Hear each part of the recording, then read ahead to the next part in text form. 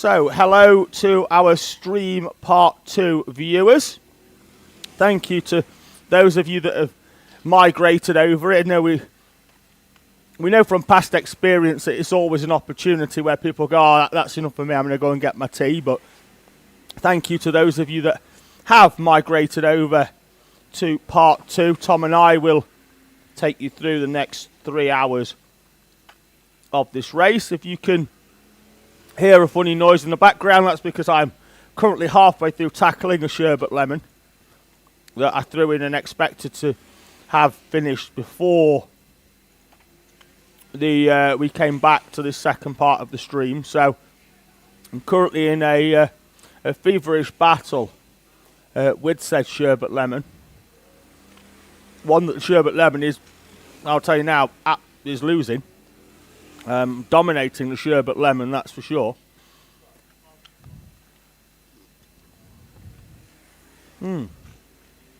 Delightful. So, MSJSR lead, for those of you that may well have just found this event, but hopefully you have watched the first part of it. But yeah, MSJSR lead.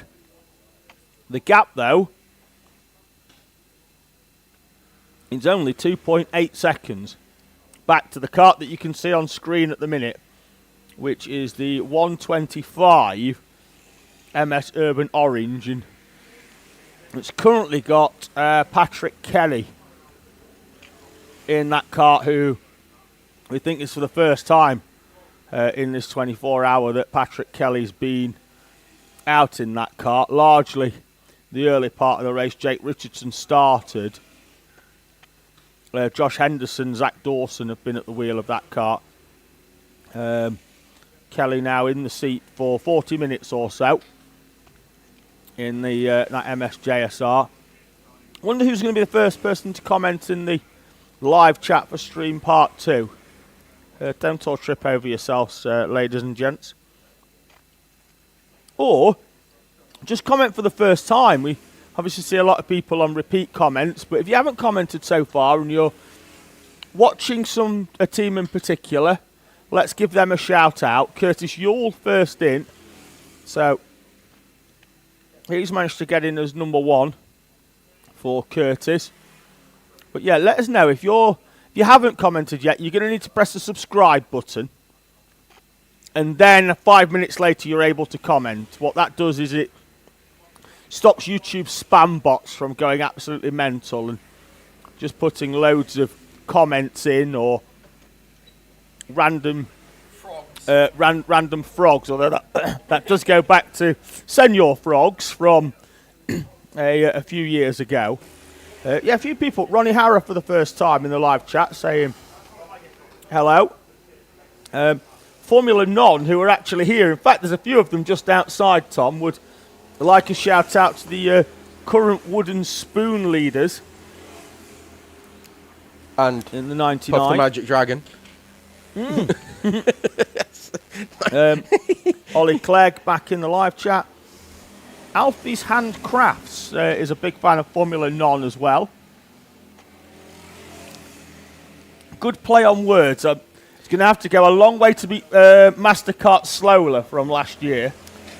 Yeah, I mean, we've had some cracking names over the years, haven't we?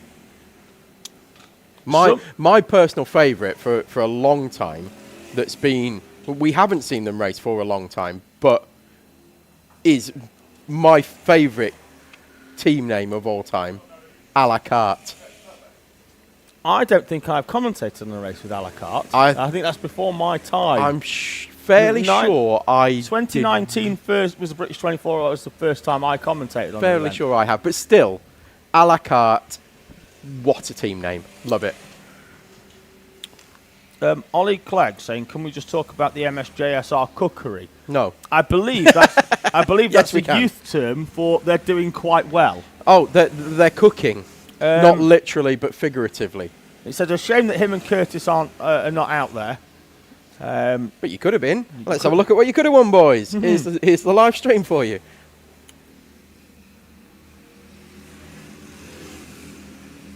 Oh, there we go. Right, so Andrew McCrossen, the nicest man in the Teesside Owner Driver Sprint Series pit lane. Certainly is. Current incumbent of the Commentator's Choice Award, Tom, at the annual presentation. He is, yes. He won our Commentator's Choice Driver of the Season. It's like a sports personality. It is, yes, exactly that. It's just without the public vote. It's a recognition. Well, we are the public. We are the public vote. We are the judging panel. But yes, recognition of Andrew McCrossen being the nicest kid in the paddock. At Teesside. He's been in touch and said, big shout out to my fellow Teesside drivers, Ted, Reese and Josh. Best of luck out there, lads. We're all watching and cheering you on all the way.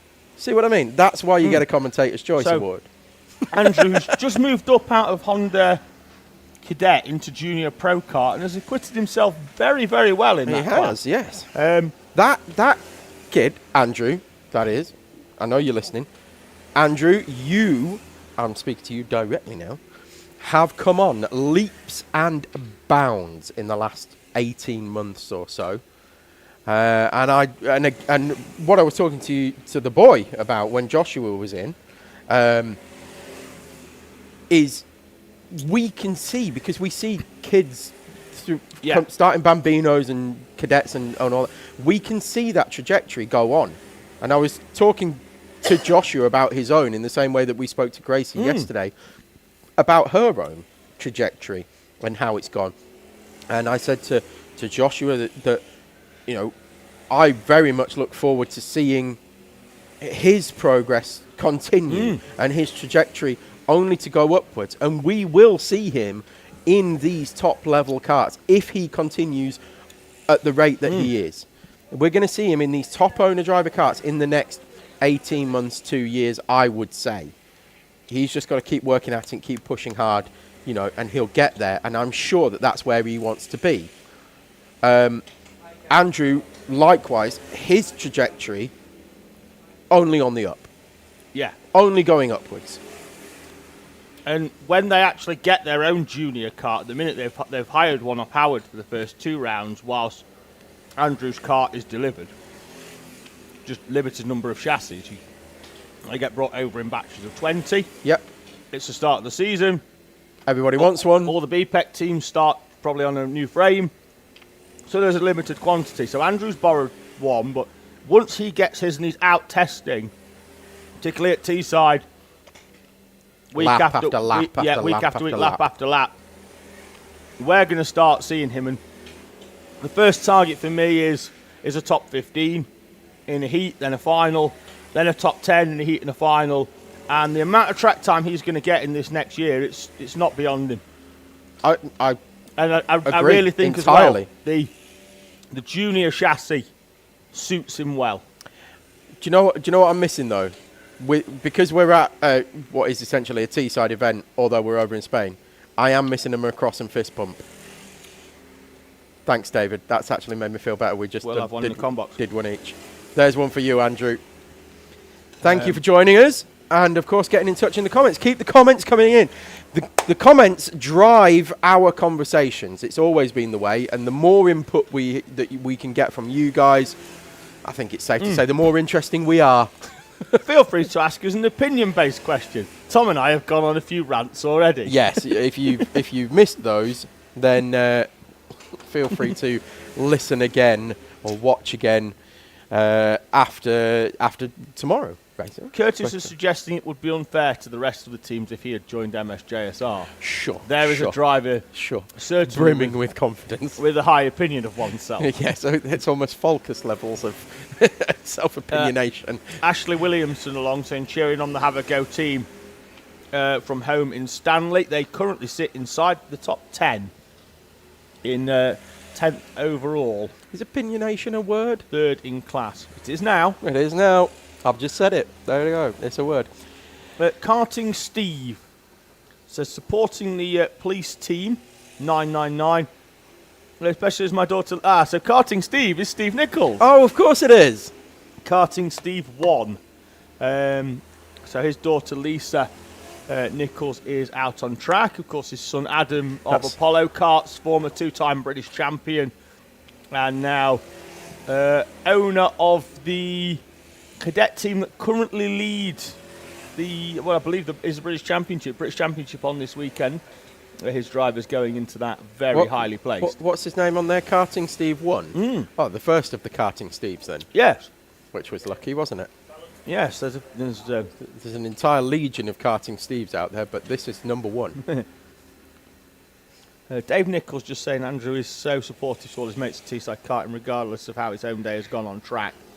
We echo those statements. Alfie says, would you say there is tougher competition in this compared to the British 24, seeing as these are the teams willing to travel? I think British 24, whilst yes and no in terms of competition, Tom and I will always say the British 24 is the hardest event. It's the hardest event because of 2 factors. I was just debating them as to whether I'd say, in terms of karting and how tough that track is, I would argue, and again, another controversial thing, that is the hardest karting event in the world. In the world, okay. Well, I have very little experience of other 24-hour races around the world, but definitely, in terms of competition level, yeah, I think there's other events that are going to rival it or even better it, really, because you're going to have world champions competing against world champions and things like that. Not that we don't get karting world champions at the British 24-hour, because we do. We've got one here this weekend. We've got... He's on track at the minute. Is he? Yeah. Okay, so we've got a world champion on track right now. There you go. So that's the level of competition. But what the British 24-hour has is twofold. It's got between 80 and 96, I think, was the highest entry numbers we've ever had. Between 80 and 96 entries. Yeah, generally now it's sort of capped year. At about 85. Any more than that, and it's a bit unnecessary. Right. Yeah. So, but almost 3 times the amount. In fact, more than 3 times the amount that we've got here. Right. To give it its context, there's 80 carts. Let's say 80 carts at Teesside. The hires are doing laps at around about 80 seconds a lap. Mm-hmm. 1 cart per second. Yes. Le Mans, only hire carts. 46 carts, 1 minute and 2 seconds a lap. So it's 1 cart every 1.5 seconds of track time. Yes. That's what makes the British harder and tougher, well, particularly with a multi-class format as well. But the other thing to consider is the physicality of the track as well. It's relentless. It looks fairly simple on paper, and I say this a lot during the sprint series, that it looks like an easy track because it's a couple of hairpins and a couple of long corners. With the 24-hour, of course, you have the national section, the international section as well, where that looks like a long straight, a 90-degree right, a bit of a wiggle, and a 180-degree corner. Hooking it up's tough, though, isn't it? Yeah, hooking up a lap is very difficult. Yeah. But it's undulating, it's bumpy, it's got big curbs, it's got rise and fall, you've got elevation up the mountain section, you've got high-speed, really technical sections through the wiggles where you've got to be single file through there, otherwise you might as well get a ticket for Ryanair because you're going airborne. There's a lot goes on, and mentally and physically to go out and do a stint in the British 24-hour, particularly in the owner carts, is extremely tough because you are working your way through traffic every lap. At least 3 carts a lap. At least. That's a minimum you're passing. 3 carts every lap. But sometimes there'll be 10 or 12. Owners are 8 seconds faster round Teesside. They're nearly 10 seconds faster round here. You come up on a pack of hires and you've got to find a way through for, an hour and a half, say, at Teesside. Mentally, it is relentless. It drains you. And then you've got the physicality of it as well. That completely drains you as well. And I mean, we've seen Isle of Man's second favourite Dan Crossley. Oh, is he the second now? I said Fielden was earlier. Crossley's down to third. Oh, is he? Right. Yeah, Isle of yeah. Man's third favourite Dan, because they're all called Dan over there. Well, it's called the Isle of Dan. Dan Crossley. He triple stinted once towards the end of a British 24-hour, and he was the reason that I got diagnosed with carpal tunnel syndrome, because I went to my doctors the day after and went, I can't even think about doing that. There's something wrong with my hands. I can't feel my hands. Nichols did a triple, didn't he, in 2020 to try and drag that cart and hold off, and he did a great job actually in 2020 to hold that cart towards the front. But it shows you the extent of the physicality of the track, that we can probably count on one hand the amount of people who've triple stinted in that race. Yes, it's not. It is not the done thing. No. Whereas here, I think, particularly through the night, you could see people triple stinting here. You could see people triple stinting at Le Mans.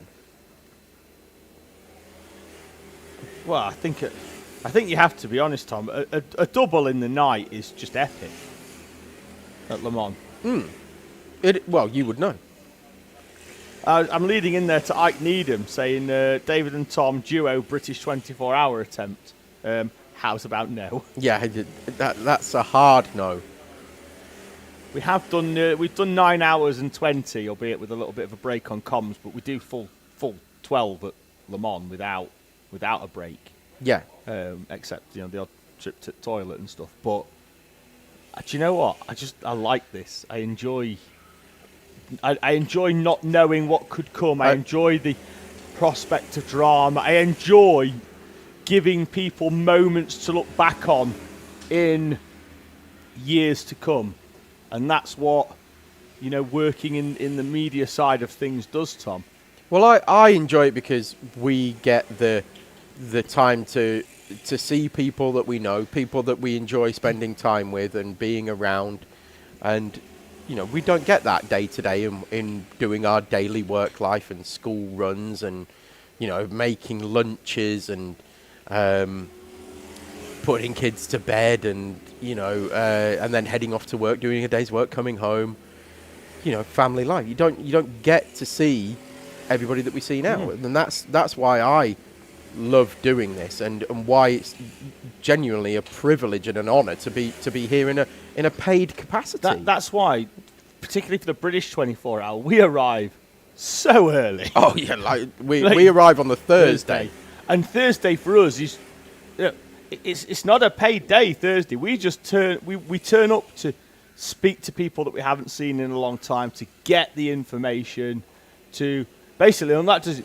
How many times we've been mid comms and we get a message on Facebook or on WhatsApp going, "Oh, this was a problem that we've had," or "Next driver's going in is this person," because we've built up the rapport and the relationship year after year, and that really is the big thing with these 24-hour events. But for us as well, and for the teams, we say it every year, getting to the checkered flag of a 24-hour race is a success in itself, and we applaud every team. And we physically applaud people coming over the line. We clap our hands in that commentary box because we know how hard it is. Tom and I have, I know it's easy to say you sat at a comms desk, but we didn't find ourselves up here by just talking. We've done these. I've done 3 British. We've earned our stripes, David. Yeah, 3 British, 2 in hires, 1 in owners. The best way to put it, we've earned a sit down and a chat, haven't we? The last time we raced together was Le Mans in 23. Yeah. The first time we've raced together, actually. Was the first time. And only time we've raced together. In an endurance race. Yeah. Read into that what you will. But this will be my 10th 24-hour now on comms. Yeah. 2019, which was the year I actually started commentating. I don't know how many I've done. I think I've done one more than you, but that's it. And I've covered all of the British 24 hours through, so that's 6 of them. Well, 6 of them. Yeah, actually, it could well be 9, I think. 19. But I'm getting my who's fingers counting? out. Getting my fingers you are out now. trying. 7 Britishers. That's since 2019 to 25 is 7. I think we did 8. Two Le Mans and this one. Look who it is. we've got a special Yes. guest coming in.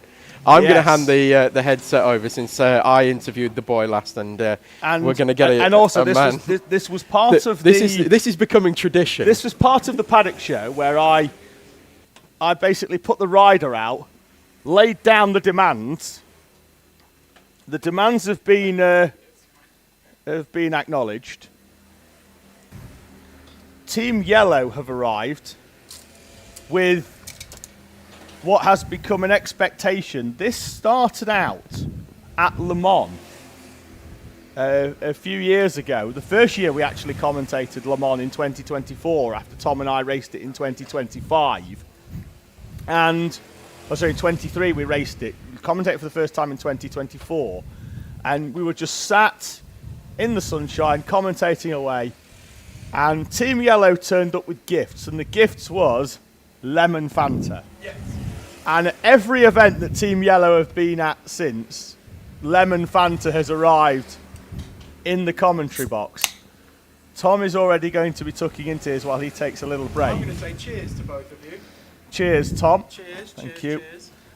So yes, we're joined by Team Yellow and the traditional arrival of lemon Fanta. I did make a demand yesterday. Had these already been purchased, or have you had to go out and get them after I basically made a demand?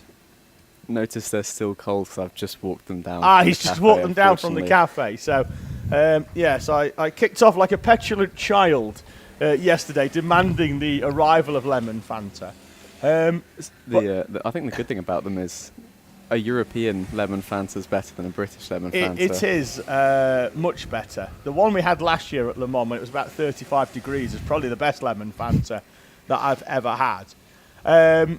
Chris, you join us then from Team Yellow, currently running in 16th, but on the podium at the moment as it stands in the club class, and with a good gap at the moment back to the Teesside Academy 2 car in 4th place. Everything going to plan so far? Yeah, it's been very eventful.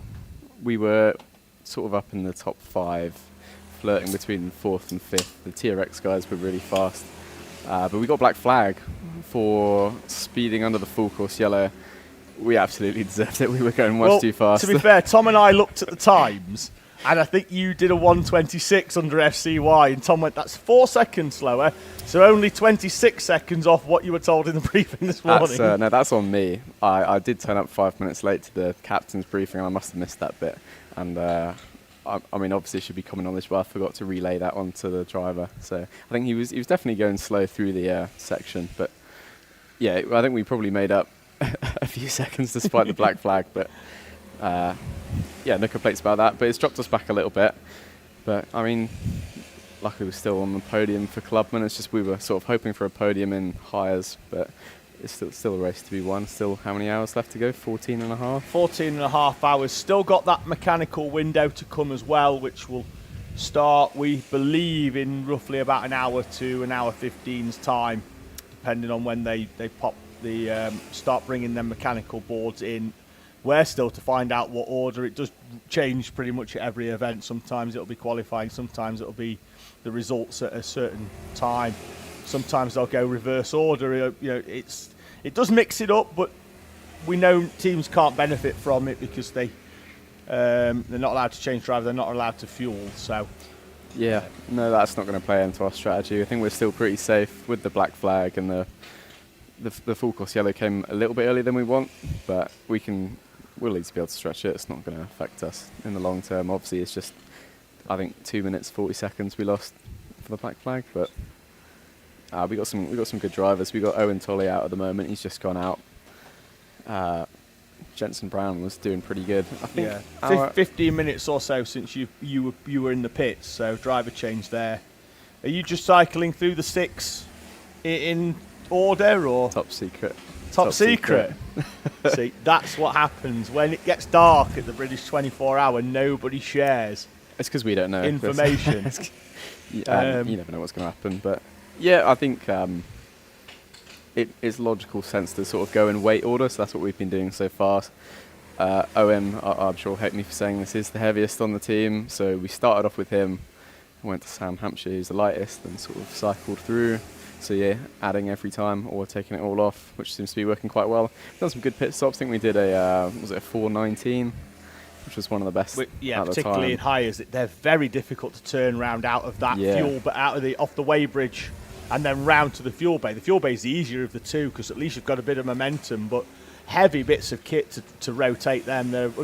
We know they're 152 dry. You know, a little bit with the lead on as well for your drivers. Sometimes you're pushing well over 160, and they just don't like being driven slowly. We've seen before. We had at Teesside a few years back a bit of a charity race where pretty much first timers got in carts, and they were like, "Oh, they're so heavy," and so I was like, "If you drive faster, they are easier to turn." But from a standstill, that's a heavy bit of kit. Have you got designated pushers in the team, or is it just your 6 drivers? So I'm not driving. I'm just here on holiday to watch them. So I did quite a few of them at the start, but we've uncovered a secret talent for pushing carts. His name is Nicholas Tangsgrid. I think he was going faster than when we were on the track around those corners. I was hearing tyre squeal. So I think he's on it now. He doesn't know that yet, but he's going to be on that now. But yeah, we've been pretty good. There's a couple of stops we're going to do where we're putting on a bunch of lead, but Tom is just having a quick look here that the gap for the lead is starting to come down. The top 3 is split now by 16.6 seconds. MSJSR going out slightly, but SoCo Select closing in on MS Urban Orange for second place overall. SoCo Select probably got their fastest driver in at the moment, and they're taking a few chunks out, but it'll be interesting to see if they do indeed get past. On the last lap, they were half a second quicker than JSR at the front, so whilst JSR are gapping MS Urban Orange in second place, when JSR at the pace they're currently having, taking 7/10 out of Urban Orange, when they get past, how quickly, if at all, they can catch up onto MSJSR, who pitted roughly at about the same time, except now MS SoCo Select have had 1 extra pit stop. So they've had good pace, but they're not getting the same level of fuel mileage.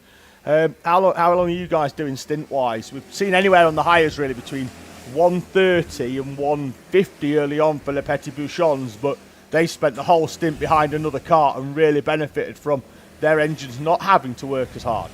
yeah, we haven't really had a uninterrupted one yet. They've all either been pitting out of traffic or pitting on the full course yellow or that sort of thing, so we don't really know either, but yeah, definitely between 130, 140 depending on how fast they're going. Yeah, the slipstream's really effective here. It's massive, isn't it? I mean, I think it's gone down a little bit since the wind sort of stopped. Not that you can feel that up here. No, it's been, we've had everything up here. It was cold to start with. Tom had a hoodie on, then it got really warm as the sun came down through the window. Now we're probably going to have to get the hoodies back on later on, as the circuit descends now pretty much into full darkness, particularly down the right-hand side of the circuit, up towards 16, 17, 18. Obviously, first time for a lot of our drivers here, unless they've raced owners in road tax classes, for example. But, you know, everybody that we've spoke to has gone, amazing circuit, absolutely brilliant. Have we got a favourite part? Where do we like? Oh, you have not racing, so what are the drivers feeding back to you? I'm assuming they're all just coming in just going, this is really, really good. I did get a driver's wristband, so I managed to do a couple of laps in practice, lovely. just to warm the car up for the actual drivers. I really like that downhill corner into the hairpin where you sort of go back parallel with the main straight. I feel like that's probably the biggest place where you can gain or lose time to other people. Yeah, we were sort of finding, Tom and I went out yesterday for a little bit of track time. We always sort of do. You'll see us going round on a Friday morning testing the karts at Le Mans. And I will often say, and I'm going to say it again, it's no disrespect to anybody, but drivers like Tom and I are really good test drivers for things like Le Mans, because it's all well and good sending out some really good drivers, but they can drive around the problems that half the field can't. Tom and I are average drivers at best. We cannot drive around the problems that... So when we go out with karts, we sort of see how we're going. Black flag for the 77 net leader, we think, in hires of KBR. Tom, do we know why? They've got flashing yellow lights on their Nassau panel. Oh, flashing yellow lights. We don't like flashing yellow lights because that looks like a waved yellow flag. We've got light boards around the circuit that flash yellow. They've got LEDs, but they're not working properly. That's shorting out, because that wasn't like that at the start, was it? So, technical issue for KBR, and they have been black flagged because, let me say, your team yellow, their team yellow flag at the minute, because they're going round and drivers are going to see flashing yellow lights and they're going to think it's a yellow flag. We have light boards here rather than just static flags as well. So always a problem. Now, whether that driver can get radio just to pull out the electric connection, but in the end they've been black flagged, so they've got to come in now. It's a problem we come across all the time because we like to wave a yellow pit board over the wall, but we can't because it looks like a yellow flag. Similarly, we've never had LEDs because it has to be yellow or nothing, right? And then it does say in the rules you're not allowed a yellow light. Yeah, so it's the same every year. You're not allowed flashing lights and you're not allowed effectively flag coloured light. That's why we see blue. Blue and purple is quite a thing. We saw last year, actually, I think one at AMC was saying that they went out on one where they have a button, a remote control, and that just developed a mind of its own halfway through and started discoing, and they got black flagged at the same time as well. No black flag anymore. Oh. Because he's just pulled the plug out. That's what I just said that I thought he would do. Yes, he's done. So, yes, well, good thinking by KBR. So, rescinded. He did it a long And time, we think, rescinded, and he'd have only had to have come in to do that anyway. So, no harm done. So fantastic. So, I'm assuming everybody having a good time from Team Yellow. Oh yeah, absolutely. No, it takes more than a black flag to put us down. It's like a summer holiday, isn't it? Certainly is. The back of my neck can attest to that. My arms are actually starting to get a bit, and I've not been out a lot today. It was early morning when the cloud was out, but the sun has worked its way through that. You guys are signed up for all 24 hours this season, I believe. We're we fancied a couple more holidays. Spa as well. We're looking forward to that one.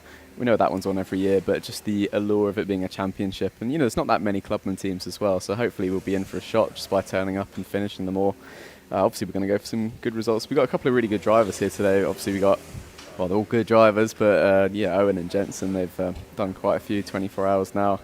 They did Le Mans with us last year. We're quite similar to the 554 team, just we have a couple of rookies with us, but definitely the balance. We're a clubman team for the whole season. Is it just one team for the whole season, or have you got two out for later events?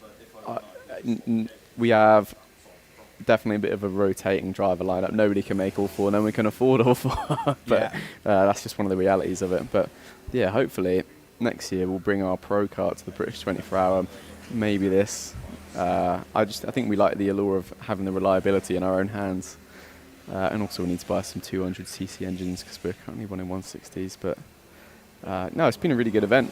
Our Airbnb was absolutely lovely. The scenery here is just, it's really good. And then off to Malaga after the race.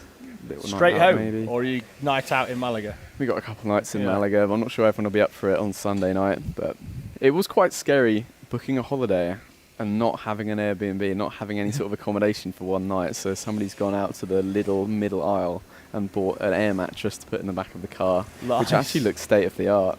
I think the other teams could learn a thing or two from us in the airbed department. We'll try and send a roaming rig down for that later on. To be fair, Tom and I last night, because it turned out yesterday was Labour Day, which meant that nowhere was open, unless you managed to drive an extra 10-15 minutes. I think was it Albuquerque Tom and I ended up in, which was Antequera, which was everybody was out having a party, but Tom managed to find what he described as Spanish co-op, and managed to find some food for us to have for tea, because we were busy filming here till golden 5:30 last night, so everywhere was closed. So Spanish co-op sorted Tom and I out. Old co-op. And yeah, it was great. Lovely little town actually. We're about half an hour away. I'd love to tell you, but it's literally just straight out the gate and just keep driving until you find the villa. But yeah, half an hour away. But do you know what? It's great. I think Le Mans has that mystique and that speciality about it because it's Le Mans. But if we're going to add an event early in the year where weather can be a bit susceptible, you're not going to get much better than southern Spain. Yeah, no, it's been a really good time so far. Also, I want to give a shout out to Owen Tolley's Carbonara. on Thursday night. Oh my word, that's been the low light of the trip. That's worse than the black flag. That's worse than 10 black flags. I thought you were going the other way. No, absolutely I not. thought you were dishing Michelin stars out. The opposite. Now you're dishing McDonald's this stars. This is a Dunlop star. Chocolate, yeah. Milky Way stars. I wasn't there when he bought the ingredients, but he either foraged them or a petrol station at best. And yeah, it wasn't the best, but we survived, just about. Speaking of slightly exotic, and I'm going to throw Mr. Butterworth under the bus here. Yesterday, when we went out to get food, Tom thought he'd picked up oil for the what's the contraption that you cooked on? Blancher, David. A blancher. Which, for those of you that are slightly less educated, as I am, is like the flat cooking thing that you get in a burger bar. Tom didn't pick up oil. Tom picked up vinegar. But they look the same, and Tom doesn't read Spanish well. He only found out that it was vinegar when he threw it on the blancher, and it stunk of vinegar. As it turns out, we had some oil anyway, so his blushes were saved. But that was almost as bad as Tolly's carbonara. No, it wasn't. No. He's thrown me under the bus there, but he hasn't mentioned that I cooked him a lovely dinner. He cooked me a lovely dinner. It was romantic and everything. I mean, That's what we matters. shared it with about 8 other people. So yeah, his cooking's terrible. Is that what we're going to line up the... I'm going to add that to my notes for Le Mans. Terrible cook. We're going to write all over your keypad as well. We're going to line up the 2-seater. Oh, lovely. So Tom and I are going to head to a short video, which you may have seen already, but this is part 2, and it's loads and loads of fun. Chris, pleasure for joining us in the commentary box. Thank you very much, as always, for the sustenance. We look forward to similar in a few months' time at Le Mans. That's all right. Thanks very much for having me. Thanks to everyone watching at home, Mum, Dad, Jasmine, Macy, everyone else. And My sponsors. sponsors, obviously, we've got Adrenaline Quarry, we've got Mouse to make the best phone cases, Marshall Assist AI, Hux Designs for the NASA panel. Yeah, thanks for having me. Absolutely. Hope you enjoy the Fanta Lemons. Cheers, Chris. Thank you very much. See you in Le Mans. So, cheers to Chris. We're just going to cue up the video of Tom and I having an absolute jolly round the circuit here at Campillos, where initially Tom insists he was trying to warm up the tyres on the kart, and I insist that Tom was trying to kill me. Because Tom was trying to kill me. It's because hang on. Tom's putting his headset on, which is... It's because you couldn't hear me in my helmet. For the avoidance of doubt, if you feel the need to put the headset on to defend yourself, you're guilty. No. You're guilty. Far from it. You're guilty. I'm here to argue with you and tell you that you're wrong. The gavel is going down and Tom is guilty. Hold on a moment, because before we do that, we're about to have a change for second place potentially. Just because this fight's hotting up now, so we'll just pause the 2-seater thing, because we're about to have Soco Select and Urban Orange potentially change places for second place overall. Of course, the front 3 are still extremely close on the track. They were about 6 seconds apart when I started talking to Chris. It's down to 1.7. They were 10 seconds apart not too long ago either. So let's see where they'll end of this lap. If it's 1.3, so yeah, they've got probably 3 or 4 laps, Tom, I think. Maybe 5 minutes until that overtake happens. Would you like to stick around and find out? I do want to stick around and find out, yeah. Cool. We'll keep monitoring that, keep our eye on it. And then we are going to show you what happened when we took the 2-seater car out on track yesterday.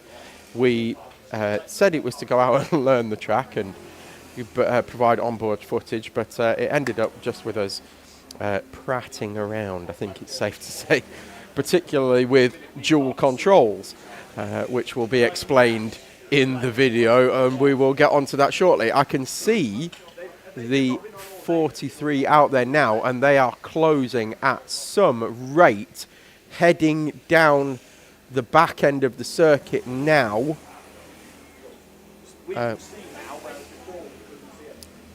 And potentially for a change of position. Just going to keep my eye on them coming. Here they come over the start finish line in a couple of seconds.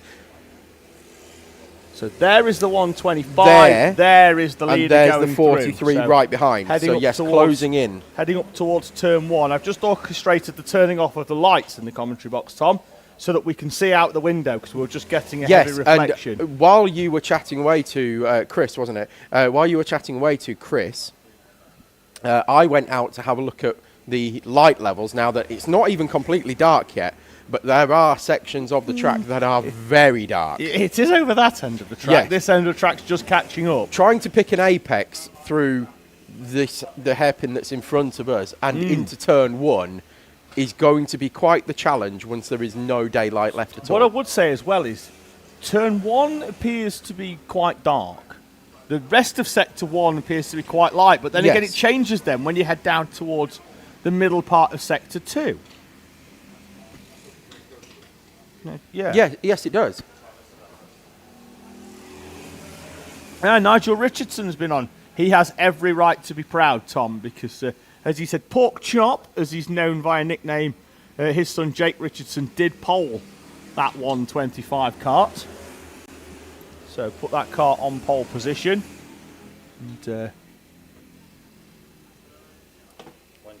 And, right.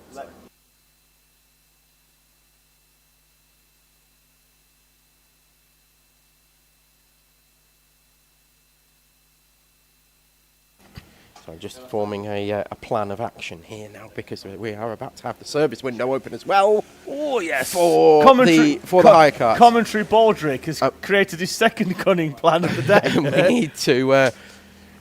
we need to inform everybody at home, of course, how that works as well. So we've got that to go. 9/10 of a second when they came over think the that line. gives you They're enough- there. They are now nose to tail. With They're no just heading hires in through the between. shot there to the left of the screen, and you will see them flash back through to the other side in just a moment. But Jack Dex is behind the wheel of the 43 MS SoCo Select, hunting down MS Urban Orange now for P2 on the road.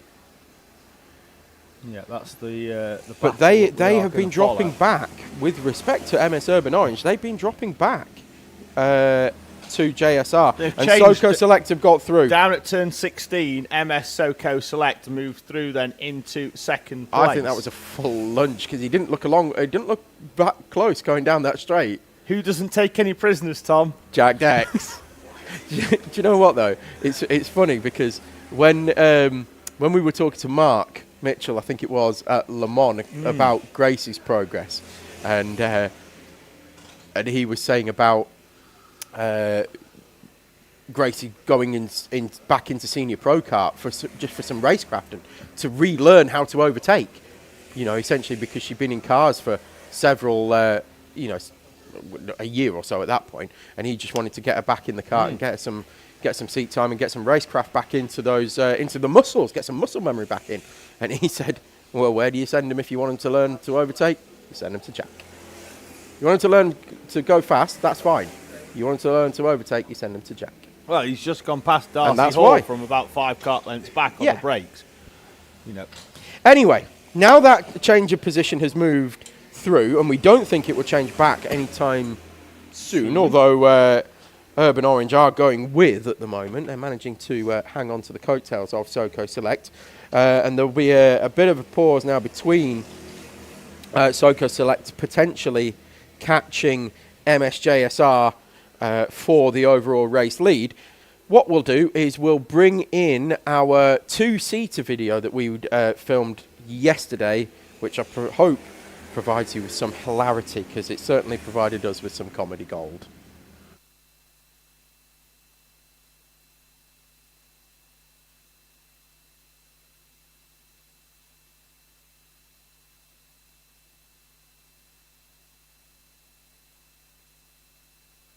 So, Tom has found a kart for us to go out on track and play in, and as you can see, I too am kitted up. So Tom and I are going to go and have a play in a 2-seater. Bit of an audience for this one, David. We do have an audience, Tom. Shall we go? Let's go! Let's go! Come on! And we're here, out on track in Campillos. Fires are down, give a wave to the people in the paddock. Give them a wave. Two steering wheels. Although we've only got one set of pedals. We've got dual controls, David. So, is this the one that makes it steer? Oh yeah, that's the one. That works. There So we go. for the first few Hooray! laps, Tommy's going to do everything, and then after that, I think Tommy's going to do the pedals, and I will do the steering. Are you nervous? Is it that way? Yes, that Tom. Turn right. Okay. There we go. Hey! For a car with considerable weight over the rear axle, The brakes it is work. very unstable at the rear, particularly when Tom is driving.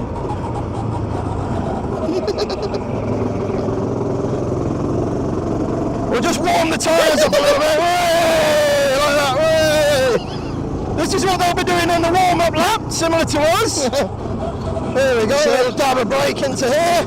Nice. Tom is wide trying line. to make sure the live stream does not have any commentary by killing us both.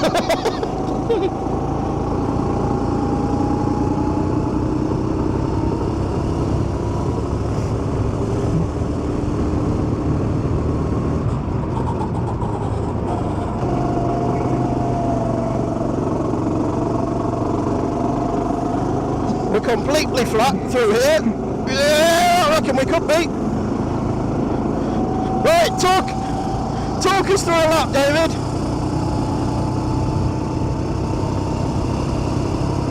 So we're flat out into this corner. I'll talk you through it. I don't mind. I'll talk you through. We're flat out there, all the way uphill now, so you can hear the engine struggling. Probably because me and David aren't the slimmest of people. But here we go, out to this white line, little dab of brake, and in we go, get her in.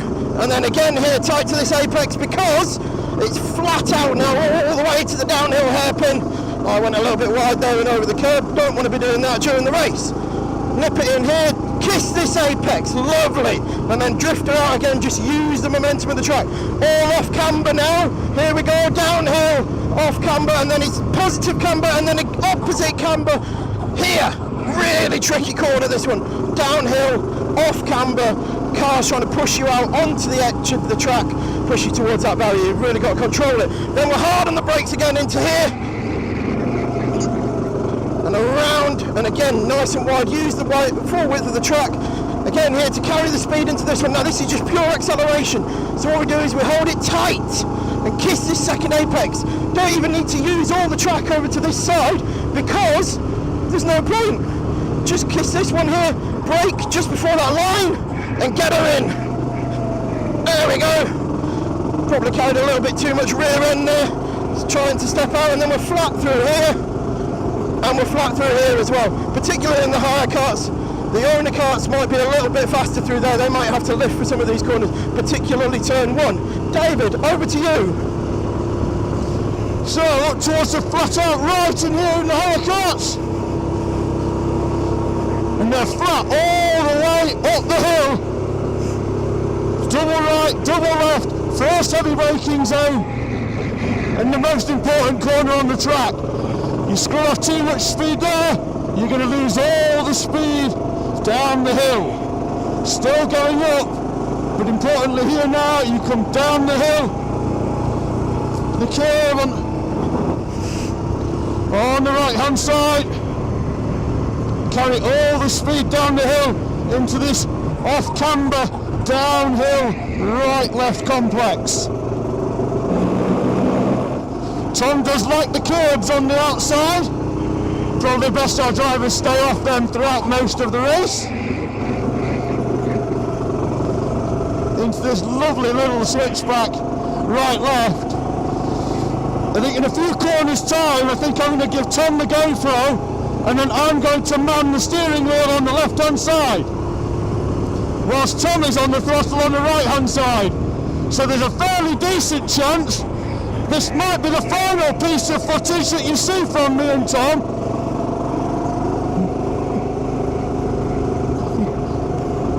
We shall see.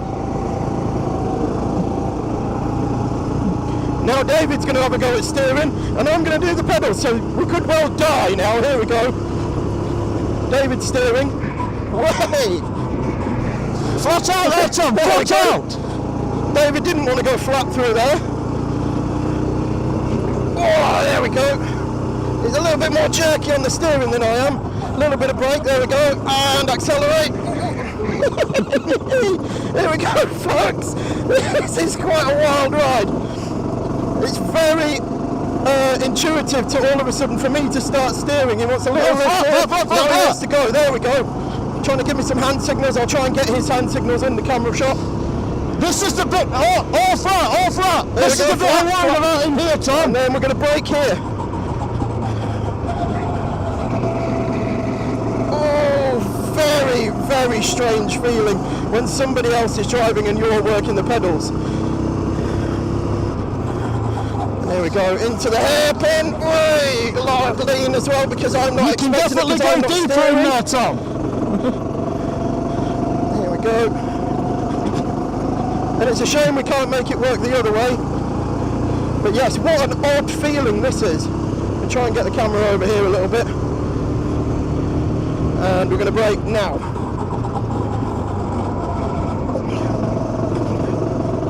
There we go. I'm going to be fully flat. There we go. Now we're going to go flat. Flat turn one, with David steering. Here we go. Fully flat. Flat. Okay, here we go. Here we go. Oh, this is very odd. I am loving this, by the way. It's a really scary feeling. Lift but don't brake. Oh, we're going to lift it and a brake. He's starting to trust me now. And there we go. Back on the power. I'm trying to guide the camera and look where we are at the same time. So, very odd feeling, but here we go. Flat again into here. Oh, a little bit of curve, David. And a little bit of curve on the exit as well. And then we're flat. I'm going to put my hand on the steering wheel just so I can brace. There we go. Power. There we go. Look at that. Beautiful, people. Beautiful. Can go deep into here. And we're ready. Oh, locked up a little bit there. And power. We're probably a little bit slow there because I snatched the wheels. Snatched the brake a little bit. And then we're flat now. Oh, a little bit too much curve there, David. Through this whole acceleration zone, down to the end of the track here, very far end from the start finish line, about as far away as we get, and then hard on the brakes. And he's trying to turn it in, and he was trying to turn it in while he was expecting me to trail brake there, but that was a bit of miscommunication, and I'm going to hand him the camera back. Now that we're over the start finish line, and I'll bring us round to the pit lane for the end of our session. So, Tommy's going to take us now on another flying lap here of the Campillos circuit. Flat out, double right, double left. Up the hill. Easy on the brakes into the right hander. Oh, he's overcooked it. He's massively overcooked it. Into the left hander at the top of the hill. You can actually see on the track the rubber, where the rubber is. You can almost see a racing line of where you want to be turning in, and you just want to follow that now. What a circuit this is. I absolutely love it. This corner is so tricky though. Oh, downhill, massive understeer. Because it's off camber and downhill, huge amounts of understeer through there, and it'll be the same for everybody. And then brake, turn in, let's go.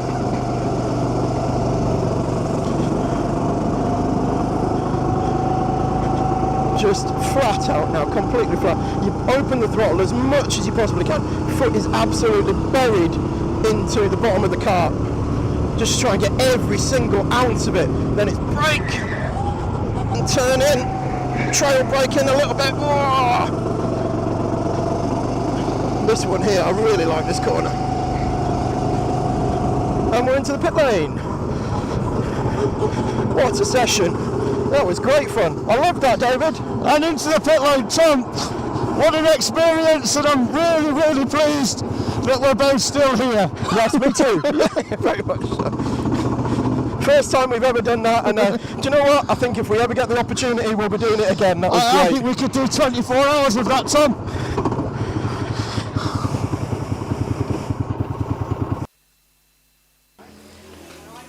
So he said he could do more than that, but then both of us were very much heavy breathing at the end of even that short session.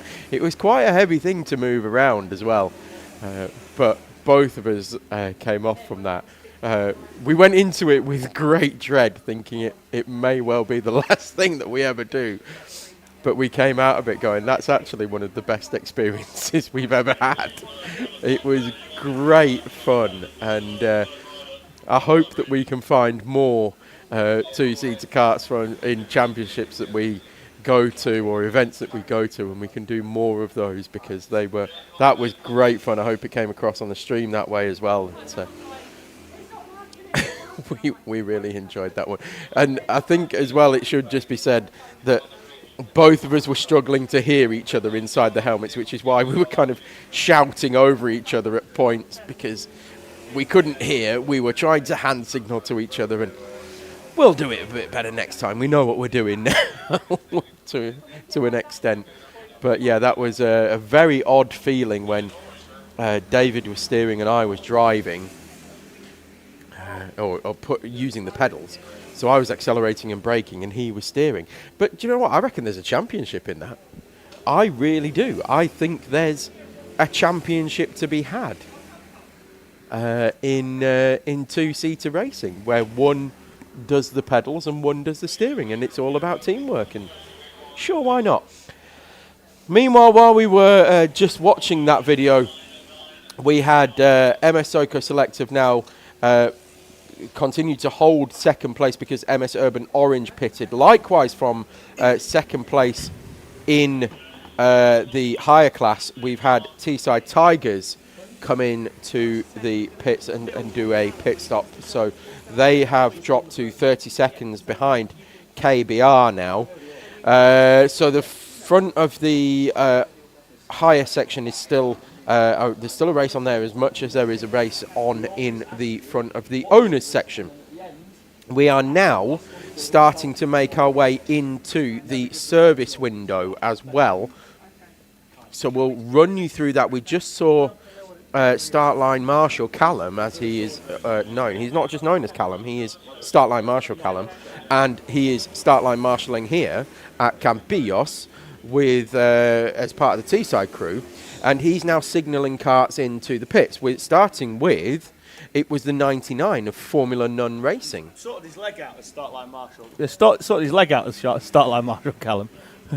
Nearly lost it last week. Yeah, it was. He was involved in an unfortunate incident in one of our races last weekend, at the Owner Driver Sprint Series, and he got clattered by a kart. But his reactions, and I still maintain that his reactions to that kart coming towards him at the speed that it were lightning. I did feel for the driver who did take a boot to the face. Yes.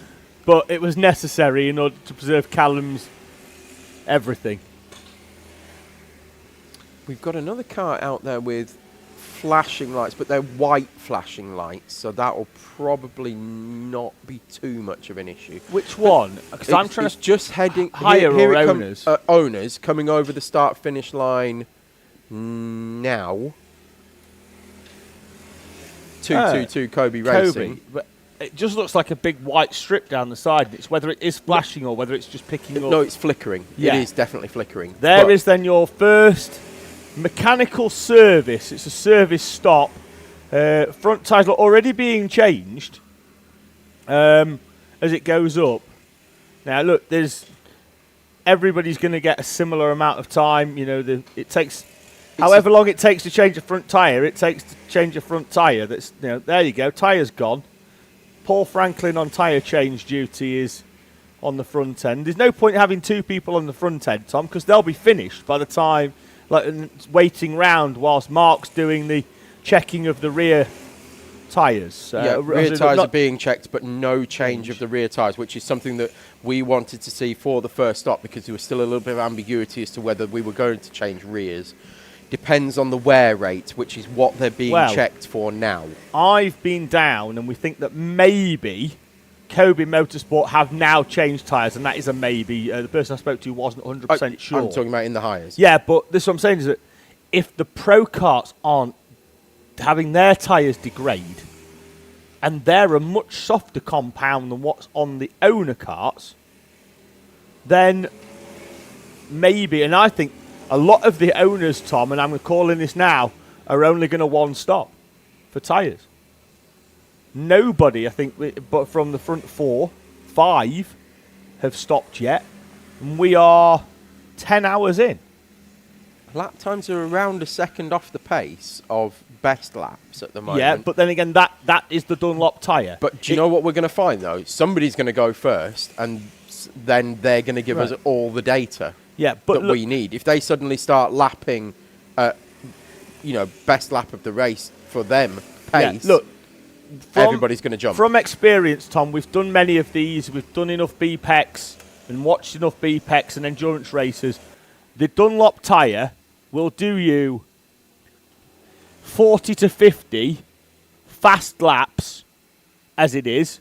It will then drop off by around about half a second to a second, but then will maintain its consistency for a considerable amount of time.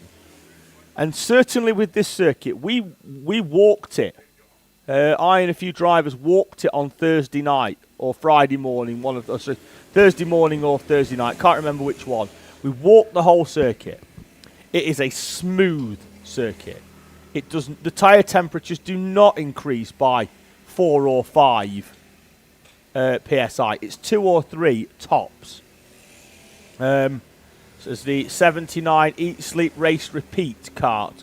What you don't want, Tom, is if you're in a train and you're pushing, you don't want one of them coming in. Talking about coming in, TRX are in the pits. Well, they owed us a stop anyway, didn't they? They seem to be stopping just after Tigers.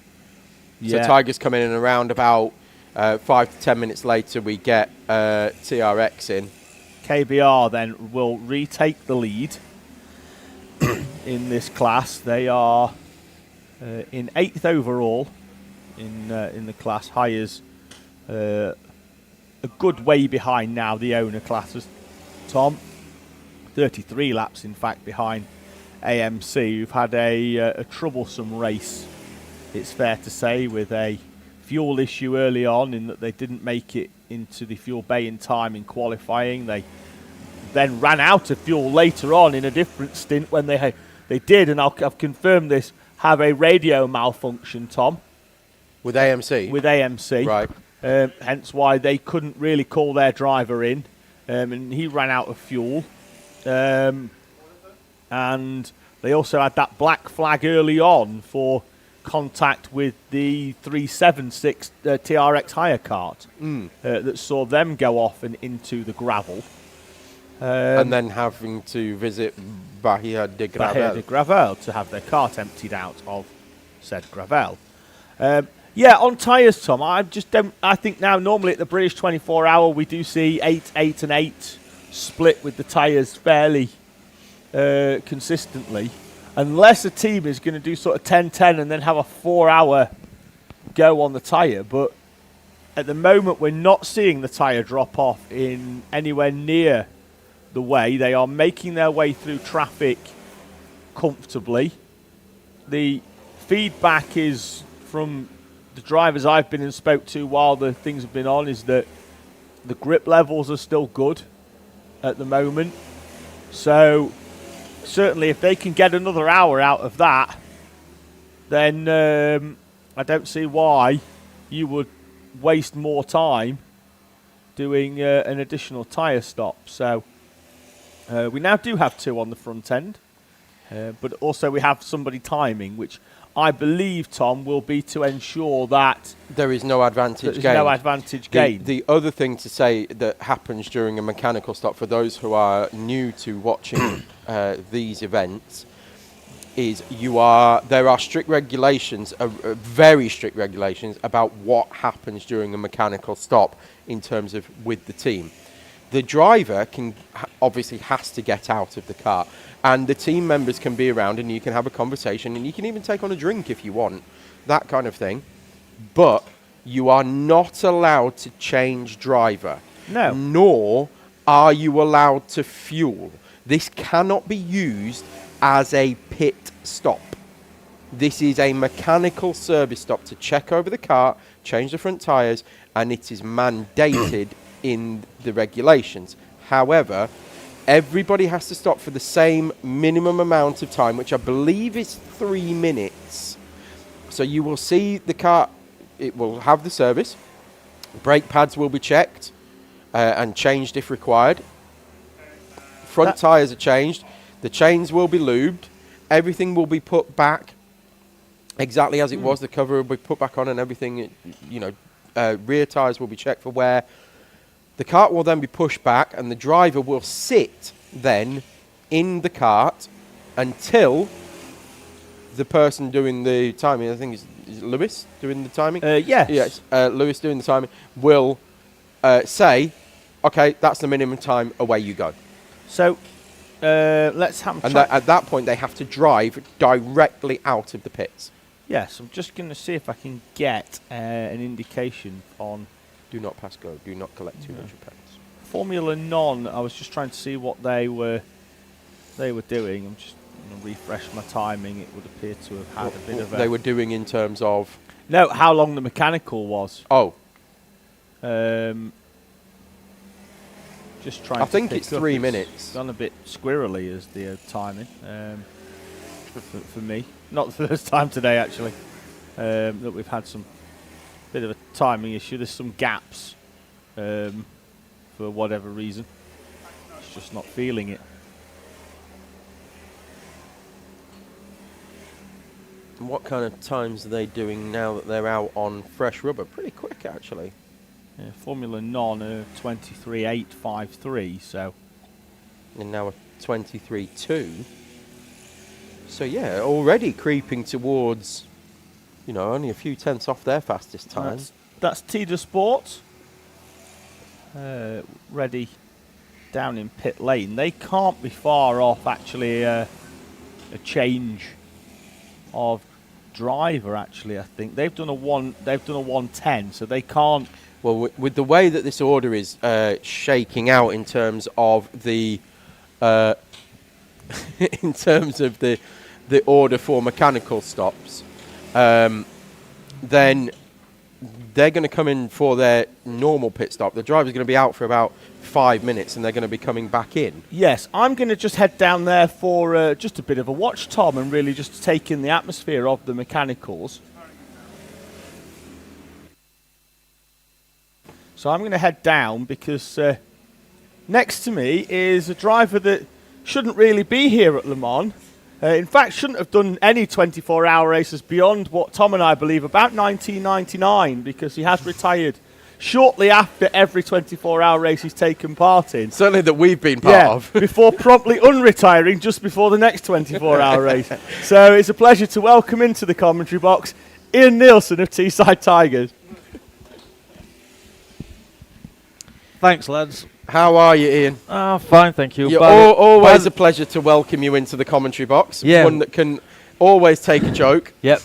We're actually at Campillos, not Le Mans, by the way, if you want to mention it to Is that what he said? I didn't even pick up on that myself. So how's things? All right, yeah, Nice fine. to be back. Not really, no. It's just, just another one that I shouldn't have been at, like you said. But unfortunately, we had a driver drop out last minute, and literally 2 weeks ago he decided he was going to go to Nürburgring with his father, and so they sort of phoned me up and sort of said, please come down and what have you. So here I am, sort of running again And here and you again, round and round in circles. And I understand that you come into Le Mans but not to race. Is that correct as it stands? As it stands, yeah, I'm actually, they're talking about registering me to do. but no, I seriously, I don't know. We've just had, bit of a domestic. This is how tough it is to stay in one of the better teams. Right. So I came off after my last stint, and basically I had dropped something like a minute on one of the competitors over an hour and 30 minutes. Right. And instantly it's like, well, that weren't good enough, so you're going to have to get dropped. I was like, what? Whoa. So, Okay. yeah, that went down a bit like a lead brick. But it's all made up. Everybody's all friends. Oh, right. You didn't strop off and go, right, I'm going up to commentary box. I basically, no. No, if it had done I'm it, going to tell them what I think about you. if it had been at that time when you said about going up, I'd have sort of gone, no, it's not a good move, mate. But this is what it's like. Seriously, this is what it's like. It's hard. Look, you're in competition. It's big style. Yeah. So, it's one of them situations where I haven't driven since August. So to come here and then jump on a kart and then take on, such as your Bradley Philpotsons, things like that, who's like basically semi-pros in what they're doing. It's not easy, and it's not easy at all. So yeah, that was a bit of a eye opener when you sort of get told by your team you're not quick enough. So yeah, bit of a stinger. Been there, yeah, been there. Yeah, but so no, like you though, I've been in teams where other members have had, not necessarily being told that they're not quick enough, but they have a strop about something. So the toys come out the pram, as I like to say. Absolutely. And every 24-hour race that I've taken part in, Yeah. somebody at some point loses the rag. Yeah, well, the problem is, you see, when it's high pressure. This what we're doing. I know it sounds daft, and it's like, oh yeah, what a laugh and all this business. But it's high pressure in when it's actually part of a series, and There's a championship at stake. And yes. there's a championship at stake. They're wanting to do as well as what they possibly can. They've got one of the best teams there is. There's no doubt about it. And then for me to have to come out of retirement and sort of have to sort of make up sort of a team member, if you like, and not be quick enough. I'm like, seriously, I'm sort of, I don't know, 5/10 off on what I should be. Like half a second. Now, that seems like nothing. And a lot of other teams would be saying, flipping, hey, if you're doing 23 ones and 23 twos, that's fantastic times. Yeah. But when you're in one at best teams, and you're fighting at the front. and you're fighting at the front, it's not quick enough. And like, I was first to admit it, and I just said, like, look, hang on a minute, if you don't want me to drive, that's not a problem, I'll sit it out. But then they've come back and said, no, we were wrong, we shouldn't have done that. Please come back. So here I am. So I'm back on. I will be out next. Okay. And like, losing time. Well, look, you're out there. They need rest. They've got you in to give them rest and to provide consistency, which is what you're going to deliver. Absolutely. I will give 100%, Tom, and that's it. Exactly right. So let me compare it to Alonso in F1. Yep. Right. Not the quickest out there. No. Not the best at overtaking. No. Not the but does arguably probably have the least amount of crashes. Yes. Extremely consistent. Yes. Gives 100% every lap. Yep. Pushes as hard as they possibly can. Yep. Or he can. Yep. Every single lap. Yep. That's all you can ask for in a driver. That's all you can ask for. And like, I like I said, I've turned up here. And do you know what? He enjoys it and all. What's Just that? like you do. Oh, yeah. Racing. Yeah, oh my God, yeah. I mean, the top and bottom of it is, it's just like one of them situations where, you give 100%, and that's all you can do. And I'm first to admit, look, hang on a minute, I'm half a second off the pace. And like, if that's the case, and it's a team thing, you've got to do what you're supposed to be doing, and unfortunately, it's not quick enough at the moment. So, back to the question about Le Mans. Yes, I've been asked and sorted out and about coming down and helping out and doing all sorts of stuff like that, and bring your kit just in case and all that sort of stuff. But to be quite honest with you, that were a bit of a bitter pill to swallow on this one. But it's just one of them things. I'm not being mardy about it. I'm not sort of one of these people who sort of take it massively to heart. It's just a matter of like, I'll give it 100% the best I possibly can, and if it's not good enough, then I understand that. Not a problem. But like you say, you're giving everything you can, and I'm sure by the end of this, those times will come down. You're going to get that scene time back in. You're one of those who you're It's a this- bit like the Energizer Bunny. You just keep going and going and going. It's- They could triple stint you, and you Correct. you I would grumble keep and doing moan it. about I'd it. keep doing it. But you just go out there. Absolutely. You- And it's you- like I'm a team player 100%, and I want to be able to win this race as much as anybody else does.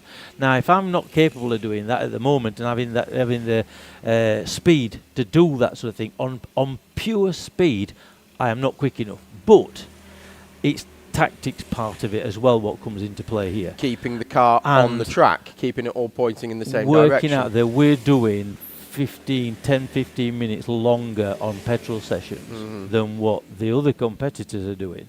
So when it comes after 15-20 hours, they're going to have to make an extra stop. Yes. So top bottom it is, if that extra stop comes in, it's 3 laps. Yes. So we're not 3 laps down. No. We're nowhere near. And we're this actually is on what- the same lap This is running what with David them. and I have been talking about throughout the race. Actually, Yeah. is we're looking at 15th place overall. Believe it or not, Le Petit Bouchon. Yeah. They're running really long. Yeah. They're doing lift and coast. Yeah. It's costing them a lot of time, Yeah. but that's their strategy. Absolutely. Is stay It's- out of the pit lane. It's one of them situations where we've always run, and we always will run it to fuel. And it's not a sprint race. Forget all sprint races, and it's like stay out of trouble. Don't start mingling and attacking other drivers because that's a big no-no. Keep the car as best you possibly can, and run it until there's last dregs of fuel in the thing, and then you've got a chance of doing something. As far as if somebody else has to make another additional pit stop, like here, it's 3 laps. Well, they're not fighting. We saw that with both of the Lewises when they were out for their sessions. Yeah. They were quite happy just to push along Yeah. the cart in front. Absolutely. Because And the stopwatch doesn't lie. No, well, when you look at the actual times, because I've been through all this, believe me, already, and if you look at the actual lap times, one such as Lewis Jolly, let's be right, Lewis Blench is a different kettle of fish. He's quick. There's no doubt about it. They were doing 122 deads, the first thing, all in a big, massive line and doing it. And then suddenly, like, you're out there on your own with a lot of wind blowing, and it's suddenly dead coming up along this straight here. So Is the headwind big style, yeah. coming left straight, to right as we straight, look at yeah, it? straight Right. into your face, going down down the actual start-finish straight. Now, that'll cost you at least half a second. If you gain a toe, you'll gain 6-7 tenths easily. Now, all these things come into play, and you've got to do and drive to the actual conditions. True. And unfortunately, the pressure's on for them. They're young lads. They're just sort of, I've been doing this. I'm now 67-year-old. I've been doing this, Tom, since I was 12.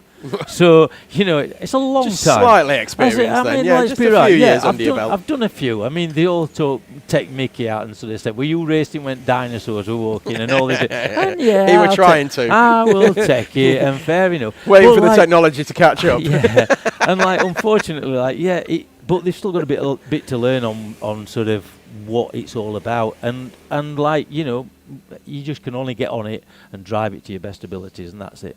Yeah.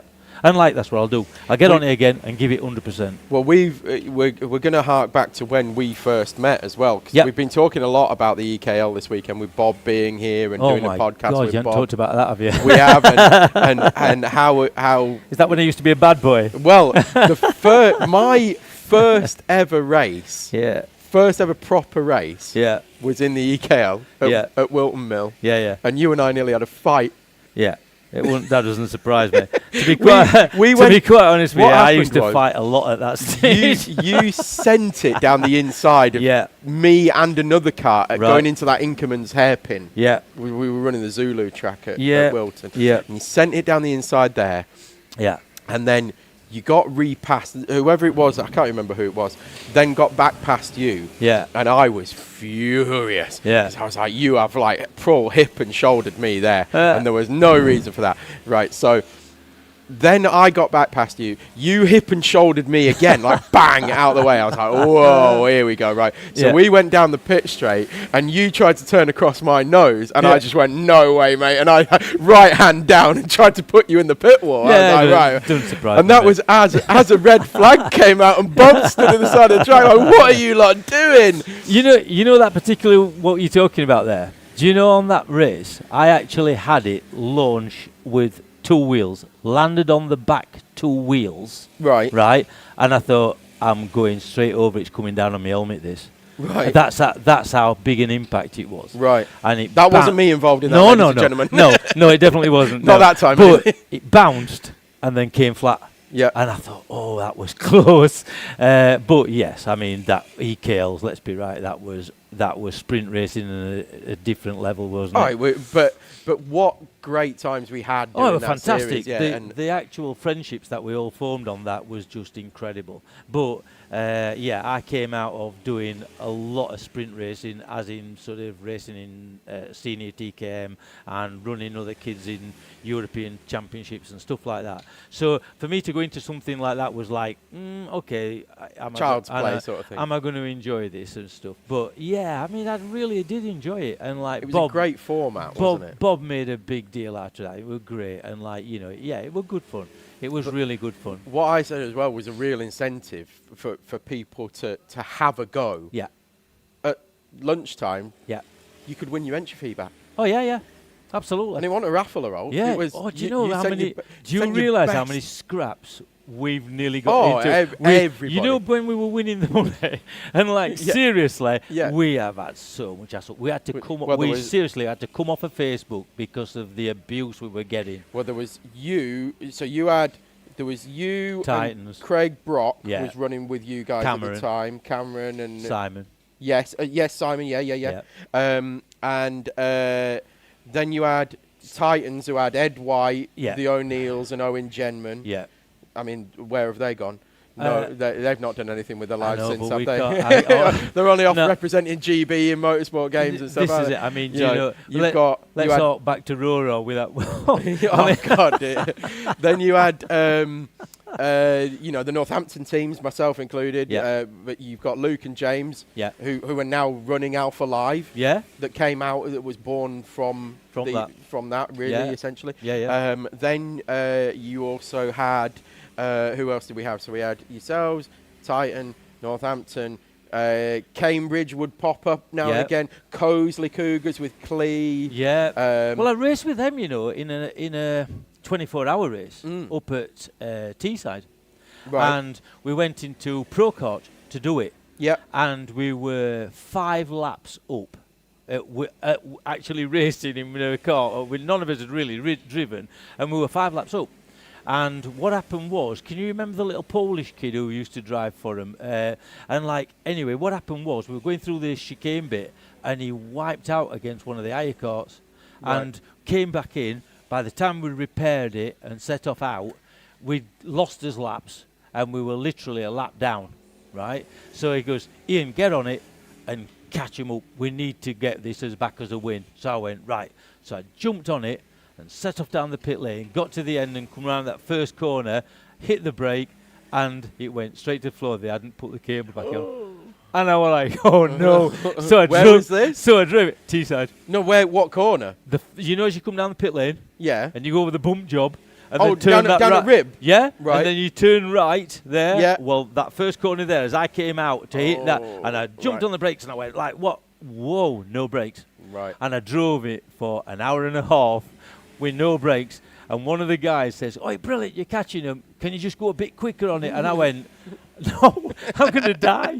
I can't drive it any quicker. I can't lift off any later." I was literally putting it in sideways to use the brakes. Mm-hmm. And that's how I was driving. But, you do these things, don't you? Yeah, good fun.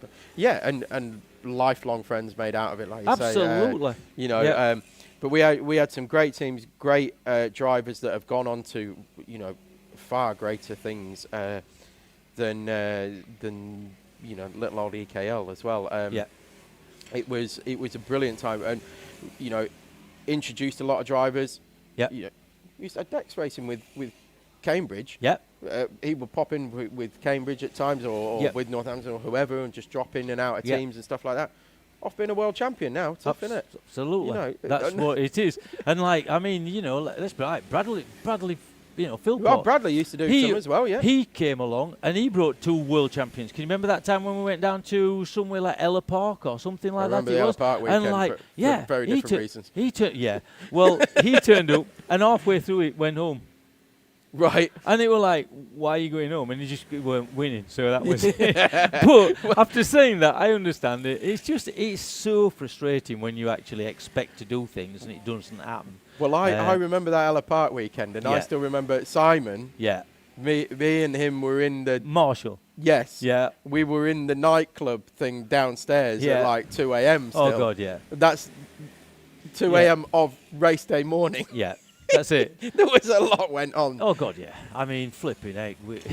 I mean, on that sort of same basis, we had a situation where we had Cameron and Craig who were saying, like, oh, Simon's not quick enough and we ought to be looking at another team member and all this business. And the same as, but as a team captain at that stage, I went, no, Simon's got his own special, sort of attributes, which we need to be using. Yeah. And, like, so we stuck with it and went for it. And, like, that's why it's a team. You've got to do it and work it as a team. Yeah. And, like, you've all got to stick together, like, as we come back as a team. Yep. But whilst I'm out here, can I just have a quick say, if Owen is actually listening out there, Owen Gemman, I can only apologise for what happened to Raw, and I really, to this day, regret doing what I did. Okay. Okay, so if he's listening, then He knows what you did. Boy, does he know what I did. Yeah, everybody knows what I did. And, like, so basically, yeah, all I can say is I'm so sorry, Owen. It should never have happened. And, like, man enough, I should, I'll apologise here on air and, like, say I'm so sorry. It should never have well, happened. I'm sure you'll see him at Le Mans again. If I'm quick enough. Well, you'll be there to help out anyway. I'm I'm sure. sure, Yeah, even one if way you're or helping out, with the supporting of the races. Yeah. With Teesside. Yeah. Well, if I'm not quick enough, can I have a job? We'll get you back in. Yeah, we'll get you back in for an hour on comms. Me and David are going to have dinner and we'll leave you on your own. Yeah, thanks a lot, mate. That's good of you. No, really good to see you, mate. Thank you very much for coming into the box. No problem, fella. Really, no problem. really good Look to after see you, as yourselves. always, and you. Yeah. Okay, mate. Thanks a lot, Ian. No problem. Speak to you in a bit. Cheers, Ian. Bye-bye. So that's Ian Nielson as well from Teesside Tigers, who are around about 41 seconds off the lead now. So dropped slightly back from KBR. At the front, it looks like as well, MSJSR are starting to open that gap up again now to Soko Select that was coming down and down and down. And Soko Select have driven away now from, I know why, because they both made pit stops. They both made pit stops, JSR and Soko Select. So while I've been chatting away to Ian, they have both made pit stops. And the gap has remained pretty much equidistant, but a few seconds lost to to JSR by Soko Select. And I can't pull their pit stop times up because the system is missing a load of laps. Although it is a 3:59 for JSR for a pit adjusted lap time, and I've got nothing for. Or 3:40 for Soko Select, so a second slower. But and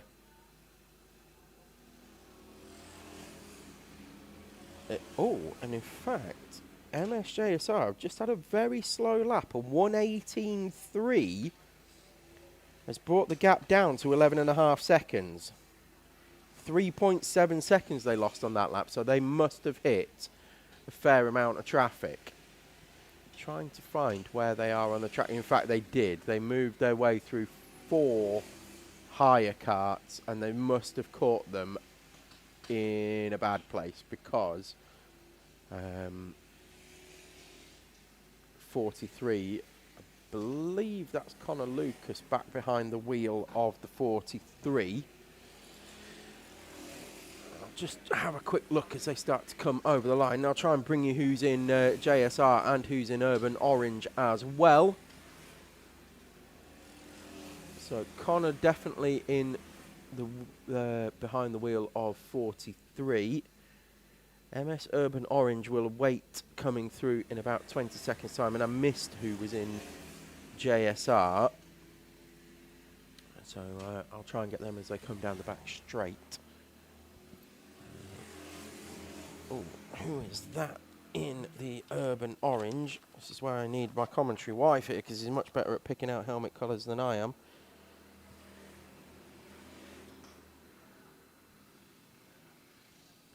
Might be Patrick Kelly.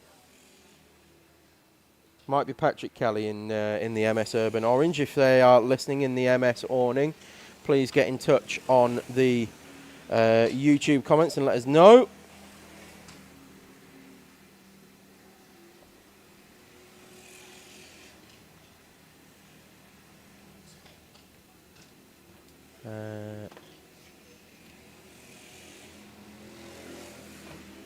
Sorry, Tom. I've just been down getting a feel for the mechanical bay. 2 minutes, as I'm sure you mentioned. Trying to work out who's in JSR.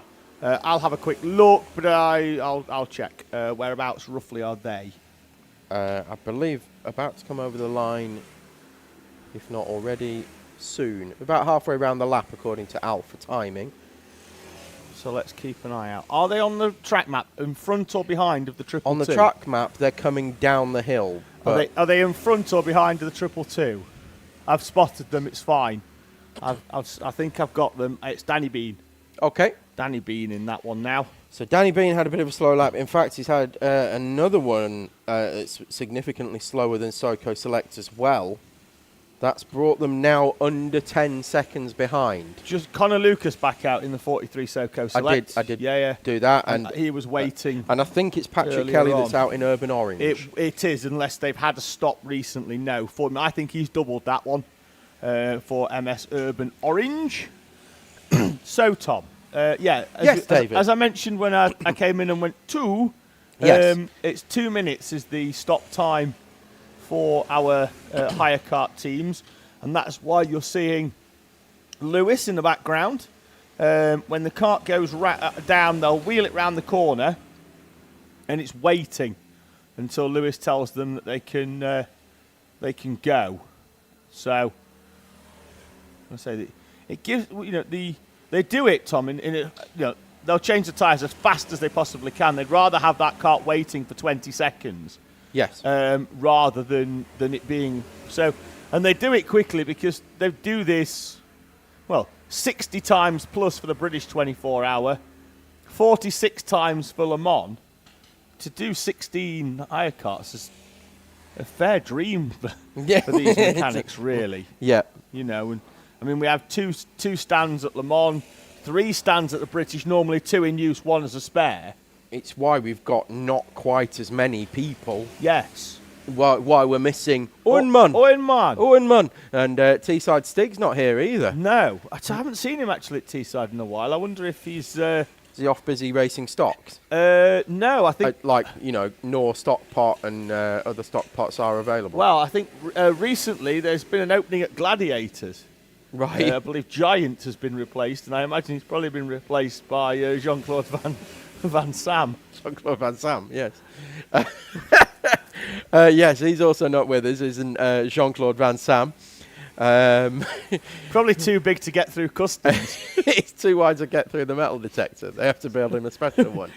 You called him Jean-Claude Van Sam. I had him down as the human fork truck.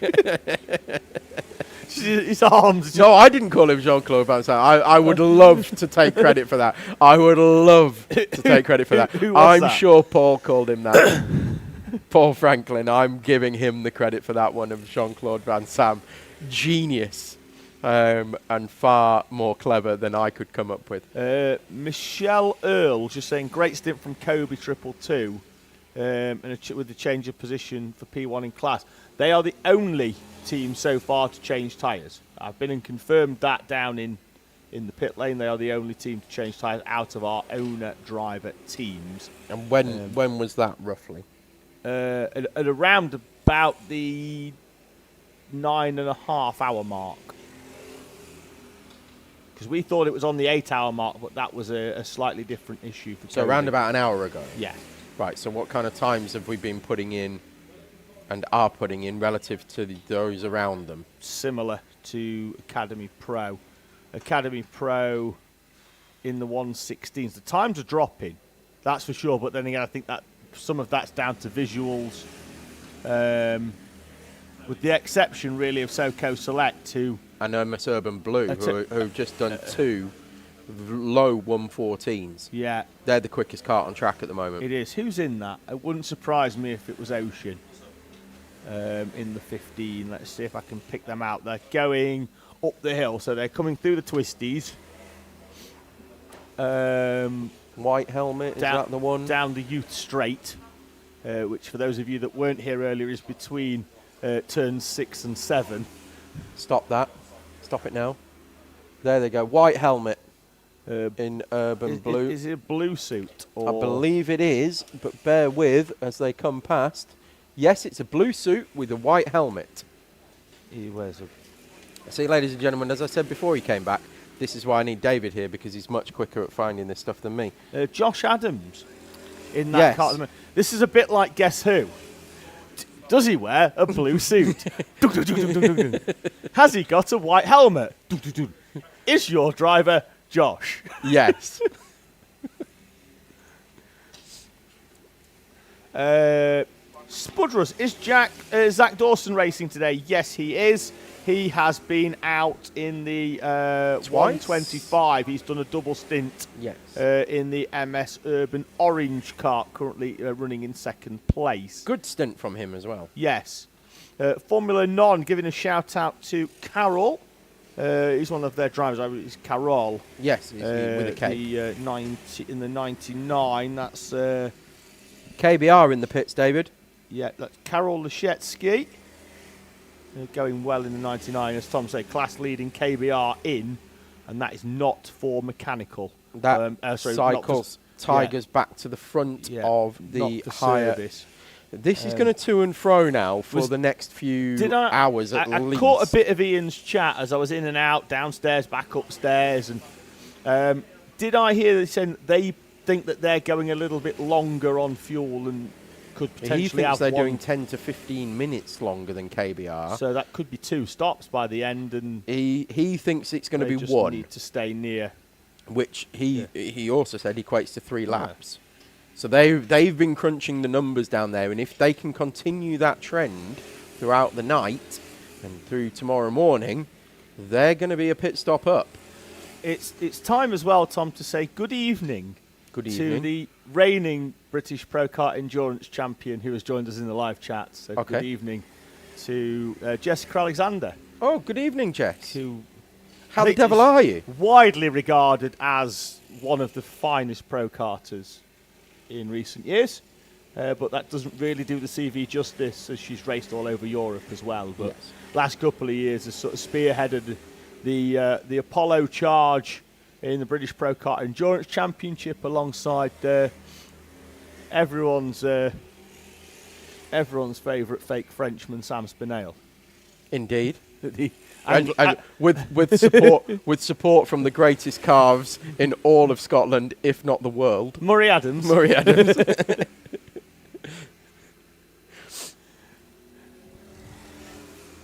Sam, of course, being Anglo-Belgian, but does do a beautiful French accent He does when a asked. beautiful accent, yes, and he does interviews like this. Does the year that he drove well in the Apollo. In the blue. Apollo was one of the funniest, and that interview only came about because Jess sent me a voice note of Sam doing something similar. Yes. That he'd sent her, and I was like, I shall be interviewing him at the British 24. And when he started talking, I went, whoa, stop. I went, I'd like it in the proper accent, please. And also, just to point out our level of professionalism, right before Sam Spinell did that interview in a French accent, I'd interviewed a dog. I'd had a chat with a dog in the pit lane. And put a mic in front of it. I'm assuming you saw my video last week where I tried to interview a moving car No. Oh, yes, I did, yeah. Yes, I did. in a paddock. He did not want to talk to me. Right, bye then. So, yes, I did catch that. So welcome, Jess. Great to have you with us, of course. I'm sure, I know that you say that you won't be here, but I'm sure we'll see you back in one of these paddocks very soon. Sent me a picture earlier outside in the sunshine, laptop with a beer. Right. Jess. Loving life. Could have been sat here with a laptop drinking a beer, with all due respect, Jess. Yeah. There's nothing to stop that. I'm surprised that even without the team here, Mathershaw isn't just sat in the corner in front of his laptop crunching numbers. I bet he is. Just loves I it. bet he is. I bet he's at home, isn't he? Going, they could have done 2 more laps. They could have got. They're not in their pit stop window. He's working it all out, isn't he? 100%. Sergio Noor, I want to know, is BUKC Silverstone race winner Owen Tolley driving for Team Yellow? Yes, he is. However, we have had a chat with the team, and apparently he's a terrible cook. That was the conversation earlier. And that's not in the youth kind of parlance at the moment of he can cook. That's literal cooking. Yes, apparently With pans and pots. he cooked a carbonara. It was woeful. End of story. We have had a question, Tom, from Jonathan Allen, who I do believe could be the same Jonathan Allen that we spoke to earlier, but may not be the same Jonathan Allen. But the question's still the same. Well, tell me what the question is. He wants to know, what's your go-to karaoke songs? Oh, Laid by James. Every time. Is it? Yeah. I don't do karaoke. I've done karaoke once and it was Laid by James. Yeah, I don't do karaoke for... I'm a good yodeler. Yeah, for basically because I'm a terrible singer. Yeah, oh no, I can't sing to save my life, but In the car, I do like to sing, but while I on don't- your own and at least 100 metres from any windows. yes, without an That audience, aren't it with is it, you know, largely in your unnecessary car. for anybody to hear me singing. And I'll just sing along to anything. I do. People going, who's hurting that cat? To be fair, I may have been singing earlier in the week because I think it was yesterday morning. Barry Shields woke up and went, "Did anybody hear that dog barking at 3 a.m.?" Just David in his sleep. Ruff. It's when he starts like kicking during the night and pretending to run and chase a ball. Shout out from Collie saying, Collie? from Golly. Another. It's a dog reference. Right. We've now reached a point of the night where we're starting to do a dog log. Well, given that, no, we are not. That's a completely different As in terminology further down south. Keeping a log of dogs. No. No. No. Very different terminology from a different part of the country.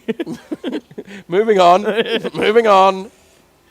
So Border Collie wants to shout out to Formula Non. Early Mechanical saw them pit for 11 minutes. However, they've not given up yet and are still on pace.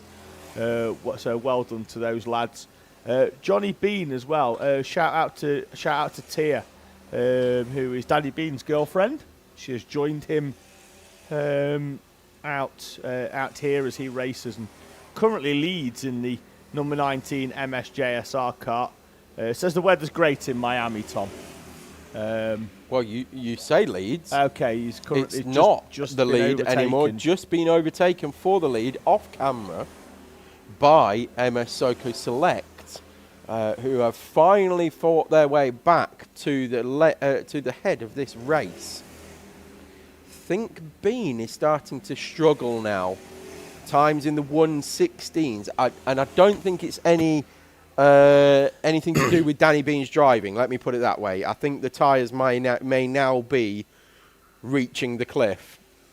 Yeah. We're nearly 11 hours into this race now. So 11 hours on one set of these Dunlop tyres is a long way to go. Not sure where we are on service windows. I'm just going to see if the camera is still pointing in that direction. I'm just going to go and enquire. Can I go and put it back in the direction? And then we've got Ollie Clegg saying team orders were applied for P1 and 2. I very much doubt it. Oh, hang on a minute. So just a quick one, Tom. We're down a camera up on the hill. So the one that we were using for the service one is now just being used to pick up some track. Right. So we'll deal with that. Right, don't worry about that then. So Ollie Clegg saying team orders were applied. I can assure you that they weren't. No, not one bit. Not one bit. And even if they were, do you think Danny would follow them? No. No, neither do I either. I think we've reached the point of no return on that particular set of tyres. Quite possibly. I think he's been really struggling in this stint, and I don't think it's anything to do with Danny's driving. That would be where I would hazard a guess, because it's hemorrhaging time now to Connor, that's still out in 43. I think it's Connor that's out in 43. It is. Because it looks a bit like Jensen Power's helmet as well, but it also looks like Connor. No, it's definitely Connor, because he was down waiting. Right. That was... See, when Tom and I hand over the reins to somebody to have a chat, we don't just go and stand about, do we? We don't stand next to them listening in. No, we're off getting Which info. is why often I'll come back and go, Tom, did you mention this or that? It's not because we haven't been listening in. It's not a professional. We're off getting information from out in the paddock. It's probably we have to go round the back of the building, down the steps, because we're up on the first floor. Whereas it's at Le Mans, everybody's right in front of us, Yeah. because we're in that gazebo type thing. And at the British 24 Hour, we've normally got a fellow commentator as we run as a 4 down the far end, picking up information and WhatsApping it Speaking back. of information, the boy is out. Oh. And he's got an orange Micron light that matches his helmet and his suit. We weren't sure. I wasn't sure whether he was going to get out before before they were due back in for a mechanical. Well, he said to me when he was in, he thought he was next out about 3 a.m. or 1:30 in the morning, I think. No, 1:30 to 3 a.m. that's after this cycle. Right. So the plan now, all being well for that team, is for Ted to go back in, then Joshua again. He's going to need a nap. And that's going to take them to 3 a.m. And then he's not back in the kart then until towards the end of the race. So it's going to give him 3 till roughly... But he's going to need a nap. Not in that hour. That's the strategy, to maximise the time of the break for the drivers. It gives I get the 5 strategy. stints. But he's going to have been up since 7 o'clock this morning. He's been and had a snooze. Has he? Yeah. Okay, all right, that's fine. Mainly because I've just said to him when I've been to see him, I've just said, are you all right? You look rough as toast. I was about to stage an intervention then, because After he spoke to you... For you slaving him. All drivers are under very strict instructions this weekend, certainly by me and by Richie and Nick, who's Jacob's dad, to do as they're told. Yes. And that is, if you're told to go and lie down, you go and lie down. If you're told to go and eat, you go and eat. If you're told Even to if drink, you can't sleep, just go and lie down. And it's not that we're being too firm on it. They are... Yellow flags down the far end of the Yes. circuit, David. Bear with, ladies and gents, Yes. while we ascertain what's gone on. I'm going to run out to this side of the gantry and see if I can see what's gone on. Tom's just going to go and have a look. We may go FCY if we've got a cart off down there. It's turn 16 that we've got a cart. We may believe that we've got a cart off or an issue. Waved yellow flag from the marshals down there. Tom's having a quick look. In fact, I'd be interested to see if Tom has just manned the camera briefly down that far end. Yes, he has, because it's moving. And he's also found the zoom. There we are on the right-hand side. Is that a wheel? No, he's zoomed in way too far now. So we've got a hire car, and I'd be interested whether that's a... what have we got? It's 3 numbers, and that could be 999 of Met Police Motor Club. I know they've got an all-black Nassau panel. And see whether they rejoin. Tom's going to confirm. They are just coming through. It could be the 69. I think it's the 133, actually, of TSK Sport that was off. 133, I believe, was the car off of TSK Sport. Yes. So Tom's confirmed that it was. I've picked them up just as they came through. That was my stunning camera work, by the way. That's why I'm not a cameraman. You did Or zoom woman. in a little far. Well, I was trying to get you a number, David. For which I am very grateful. I didn't have the binoculars with me.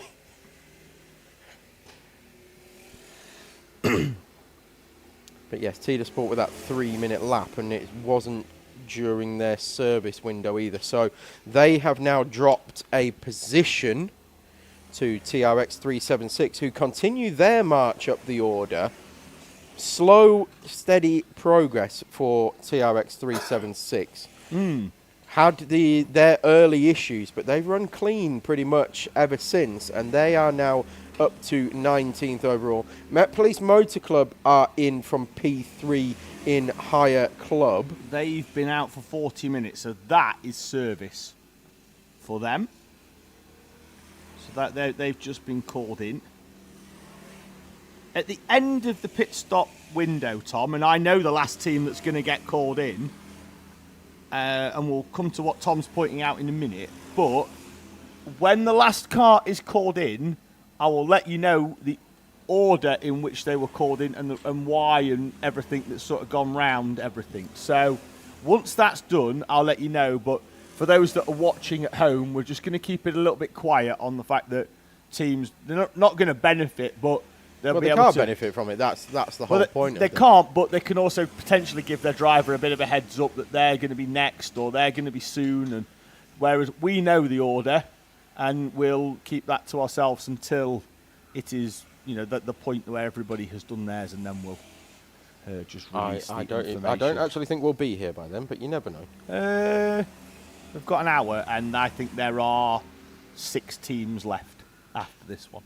Okay. So maybe. Fairly confident that, maybe 7 teams actually after Met Police Motor Club. We know Le Petit Bouchons have been in. So, Have a Go Racing, this is what I was pointing out a moment ago. They owe us a stop. They've been out an hour and 8 minutes over KBR, who they are behind. But they're only 26.5 seconds now behind KBR. So KBR not getting that fuel mileage. Look, they came in 14 minutes ago. Yeah. Teesside Tigers, an hour and 5. Yeah. So Tigers have got have got about 25 minutes to half an hour still to go. That means they're 45 minutes ahead. A second a lap quicker. Pit stops. At KBR, they're on the last lap than Have a Go Racing, though, Tom. KBR, when I walked down earlier, Brad Philpott had his helmet on. I think he's next. I think he's gone out in that KBR. We know they're going to start double stinting in the night because they don't have any other option. They are running the lightest team in terms of drivers at 3 throughout this event. They're going to have to double in the night, maybe even triple, to make sure they're fresh. David. 22.8, 22.9, 22.8. That's your front 3 in hires on their last laps. Yeah. They're within a tenth of a second. And what I would of each say, other. Credit to KBR, 15 minutes from, they've still got nearly a full tank of fuel. And they are pacing Teesside Tigers and TRX that are probably going to be well beyond halfway down their tank of fuel. And as we have established, there's nearly a second, I think, between a full tank of fuel and a low fuel run, even on used tyres. From what I've seen throughout where teams are starting lap time wise to where they're coming in on a low tank of fuel. Okay. So that gives great confidence, I think, for the 77 of KBR if this is the pace that they are able to maintain. So we're coming up to the top of the hour. We do a full rundown of the order. I believe so. MS SoCo Select lead by 7.8 seconds from the 19 of MSJSR, or despite the fact that MSJSR have done one less pit stop than MS SoCo Select. MS Urban Orange third with MS Urban Blue in fourth. They've had anything but a trouble-free race. Penalty early for the 15 of MS Urban Blue right at the start of the race. They've had another one since for too many people working on their kart during a pit stop. So teams were told at the start of the day it's 2 helpers plus the driver. They had 4 people on their kart and they were given a penalty as such, and a 1 lap penalty at the start for pushing their kart towards the oncoming runner. In the club class, in 5th place, Teesside Academy Pro lead with a 2-lap gap back to the 222 of Kobe Motorsport, the only team thus far to change tyres in that 222. The 431 AMC, another team that have had a troubled race, find themselves 12 laps down on the rest of the owner-driver teams. They run in 7th place at the moment, having had fuel issues early on, not being able to take on fuel after qualifying with the fuel bay being closed, and then subsequently running out of fuel in a later stint due to their radios going by the wayside between pit crew and driver. Teesside Tigers lead in the higher class overall and are our elite leaders from TRX in the 276. That kart going very, very well is the TRX kart. KBR, TRX leading in higher pro. KBR in the 77 machine. Second in higher elite, going well. Off kilter at the moment with the pit stops with Teesside Tigers. Tigers owe us one in about 25 minutes or so. So that puts them off with KBR. KBR will probably end up doing at least one more pit stop than Teesside Tigers. Have a Go Racing lead the club class in the 690 machine in front of Team Yellow, and they've got a 3-lap gap to Team Yellow. Can Have a Go Racing right the wrongs of the British 24-hour race last year, where they were cruelly robbed of a podium with a few hours to go with a mechanical? Can they right them wrongs here in Campillos, currently with a 3-lap lead over Team Yellow Racing? Teesside Academy, they've just pitted for a driver change. Ted Hall out, Joshua Sullivan in. They're back into the pits now to serve their service window, so they're going to have a 2-minute delay, which will potentially drop them down the order into the clutches of the 241 Bargain Racing. Le Petit Bouchon's number 2 is currently in 15th as well. They're going long on fuel, has been their tactic so far in this race. They're hoping to have slightly less fuel stops early on. It didn't seem to be working out for them. They were losing a little bit too much time. They've obviously redressed that now and are starting to come back towards the rest of the higher pro runners, currently running in P15. Met Police Motor Club, they've just come in for their service. They run in 16th in front of the second of the 2 Teesside Academy karts. A kart, though, that does hold, so far, the fastest lap of the race. That was set in the first stint by a charging Matthew Hauschby. They sit in P17. Send It Collective lead in the veterans class in the number 16 machine. They sit in 18 in front of the ever-improving and rather impressive, actually, in the last couple of hours, TRX 376 kart in 19th. Tida Sport, who've just had a spin down the far end and had to be recovered by the marshals to get back on track and lost the position at the time to the TRX 376 in 20th place.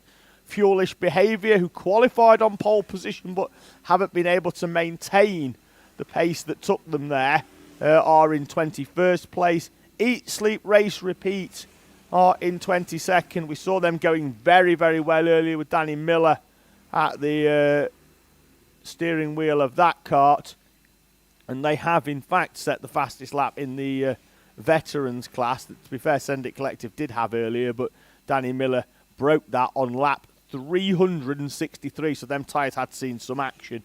And currently in 26th place, 6 laps down, but they lost 11 earlier on, are Formula Non-Karting. They had some problems early with a brake issue. That seems to have been cleared up, and the pace from the 99 of Formula Non has been good after that. So a good effort all round for all of our teams, to be fair. Even the teams that have had problems have started to redress that to a large extent. The pace has been good throughout for most of our teams. So Tom is back now in the commentary box after a brief break, although he is currently doing a little bit of admin, so I'll have a quick look at the No, live I'm chat. going to bring you back in with a big shout out to another former member of the Teesside Paddock as well, then known as Carly Latcham, now known as Carly Terry. Northampton Maidens, Carly Yes. Latcham, now Who Carly has Terry. completed High Rocks doubles. Have you ever seen a High Rocks thing? Yes, I've watched people do it, and It looks like torture. yes, I believe it to be largely unnecessary. It's organised, paid for torture. But Carly and Reese Terry have completed the High Rocks Doubles Open in Cardiff. So big congratulations to them. It's been a tough time lately for them. And huge congratulations to them as a couple from us here in the commentary box. Well done, Carly. Echoed, just having a... Now get yourself out to Le Mans. I'm sure we'll find you a drive. There's been a comment that I'm not going to read out because they're trying to catch me out and I'm not playing them sort of silly games. This one here, Tom. Okay. That's not getting any form of entertainment, is that? We don't play that.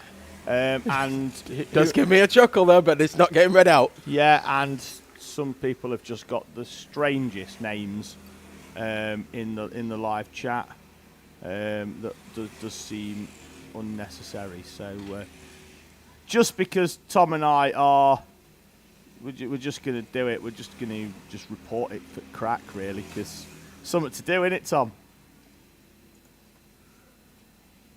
Not entirely sure who that was who made that comment, but I'm not Jeremy Vine, and I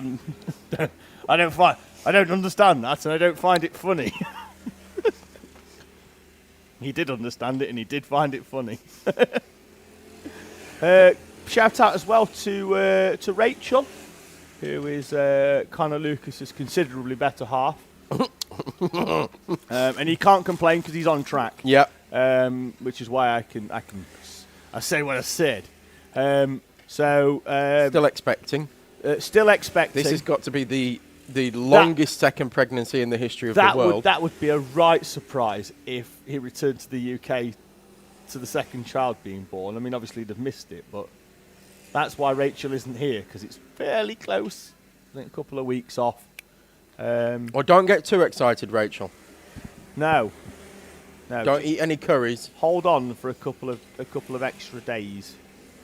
That would be. And don't do any long walks either, because that's what brought our one on. It wasn't a long walk as such, but it was a walk. Yeah, I think the first one about Joshua arrived via curry. We had a curry and he arrived. Was he late? Hence the curry. A little bit. Right. A little bit. The second one arrived via appointment. Okay. Pre-arranged cesarean. Well, our Miss B, she arrived in 4 hours. That's a steady arrival. And Mr. B, myself, was in such a panic. I left the green folder with all the pregnancy notes in it at home. And I can promise you 100% that no one has driven from the hospital to the village that I live in faster. Was it blue lights couldn't have got there faster, and that's not an exaggeration. Was it a Scottish birth or a Northampton? No, it was a Northampton birth. Oh, okay. But blue lights would not have got me home quicker than I went. Oh. Yes. Oh. If I'd have passed the police card, there would have been blue lights. The Police Motor Club would have been after me very much. I don't usually admit to crime, accidental or on purpose, but I took some big risks. Big risks. Because I knew that she was on the way quickly. Because when we got to the hospital, they said, have you got any plans for the birth? And she said, yes, I would like a water birth. And they examined her and went, not a chance, mate, you're too far gone. Yeah. It's a bit late for that. By the time we've run it, she'll be here. So Right. that was fun. Cool. Can I steal your headset? Yep. Cool. We've got 50 minutes left before Tom and I break for the evening. We'll be back at 8 a.m. local time, 7 a.m. UK time in the morning to take you through for the final 4 hours of this race. Joined in the commentary box by a driver who a week ago wasn't coming and then was coming to help, and then upon arrival a team were down a driver due to an injury and he's been roped in, and the team that are currently actually leading in higher club, joined by Isaac Duff. Isaac, talk me through the last week, because as I've just mentioned, when we did the Teesside sprints last weekend, you weren't even coming here. No, so Danny and Connor asked me if I could get a flight on the Saturday. Or was it Friday, was it? I've no idea what day you arrived. Or at Teesside. We looked at it on the Friday, then got the flights booked on Saturday. And then I was just going to come as help, and then did a bit of testing the pro kart on the Tuesday till Thursday. And then got Lee dropped out because he hurt his chest, and then got offered a drive in the 690. It's going well. Certainly is at the moment. You have a gap now, actually, of, I think, is that 7 laps now? I think Team Yellow have been in. You haven't had your service stop yet, so that'll redress. I think normally they're taking roughly around about 3 to 4 laps. Yeah, I don't think they've had theirs yet either, though. 555. We'll keep an eye. I'm just going to have a quick look. They've been in for a stop earlier on, but I don't know whether that was a driver change, so they may well have been in for a stop recently. They have. In fact, a minute ago they've been in, whereas you probably owe us one in the next 20 minutes' time. Who's in the car at the moment? Freddie also we got Rossi going in next. Rossi going in next. And he's very relaxed, given that about 5 minutes ago he was stood out here on the gantry without his suit on. So very relaxed, Rossi Costello. In that 690 Have a Go Racing. 6 drivers, of course. So we've got 5 now because Max isn't racing, I don't think. Okay, so to be fair, I didn't think I'd seen him, and then I saw him earlier on just walking around in shorts and T-shirt, so relaxed. But his brother Freddie's out on track as well. So as 5, how are you finding it? Obviously, you've done British 24-hour before, I believe. Yeah, in the rentals twice. Yeah. But obviously, new circuit. New experience, of course. How are you finding things? Yeah, I did a stint earlier on, about 5 hours in. It went well. Got us up to first in class and second overall. And it's a good track. Toe's really strong. But yeah, great overall. It's we've mentioned this all along, that often, even if you're a second or so in front of a car of a similar pace, if you can sort of slow down a bit and then can catch up and get together, you're then going to gain 0.2 a lap. It's mad, isn't it? It's really crazy how much of a benefit it is actually going slightly slower for a few laps to bring somebody onto your rear bumper. To get that too. I mean, we were watching earlier on 3 karts just go round, and the 3 of them were just, as long as they could stay together. And at times we saw the kart in front was actually looking back to make sure the kart was still there so they could work, and it was benefiting them all. You know, they were in different races and to an extent different classes. In fact, one of them was Teesside Tigers. In comes TRX out of the race, leading higher pro for their service stop. They're 1 hour and 5 minutes in to the window for them. So TRX pit in that class, and we'll see where they go. And 4-2, I think they may well drop down behind KBR and have a go, but I don't think either of those have done their service stop, neither of Teesside Tigers yet. So once the final kart is done, Tom and I will just run through what the order was. That will be before midnight. So we'll get that confirmed. But yeah, your plans for the rest of the season, of course, in terms of, we'll see you at Teesside Sprints, of course, but for the 24-hour races, what's your... I think Teesside will be in the 19 with Pro Kart, and then I'm not sure about Le Mans and Spa. Don't have to be driving for them yet. Cool. So looking forward to the British. You'll be jumping up into the Pro Kart for that. But we see this a lot. Drivers that sort of do hires, then go Pro Kart back to hires. It's, we're speaking to a few yesterday that had been out in the pro kart from like Tuesday, Wednesday, Thursday. We're like, Yeah. oh, how are you finding the hyres? They're like, oh, great, the rear end's planted. Yeah. It does exactly what I ask it to do, whereas the pro kart evolves a little bit more as the tyres go off and the track gets a little bit grippier.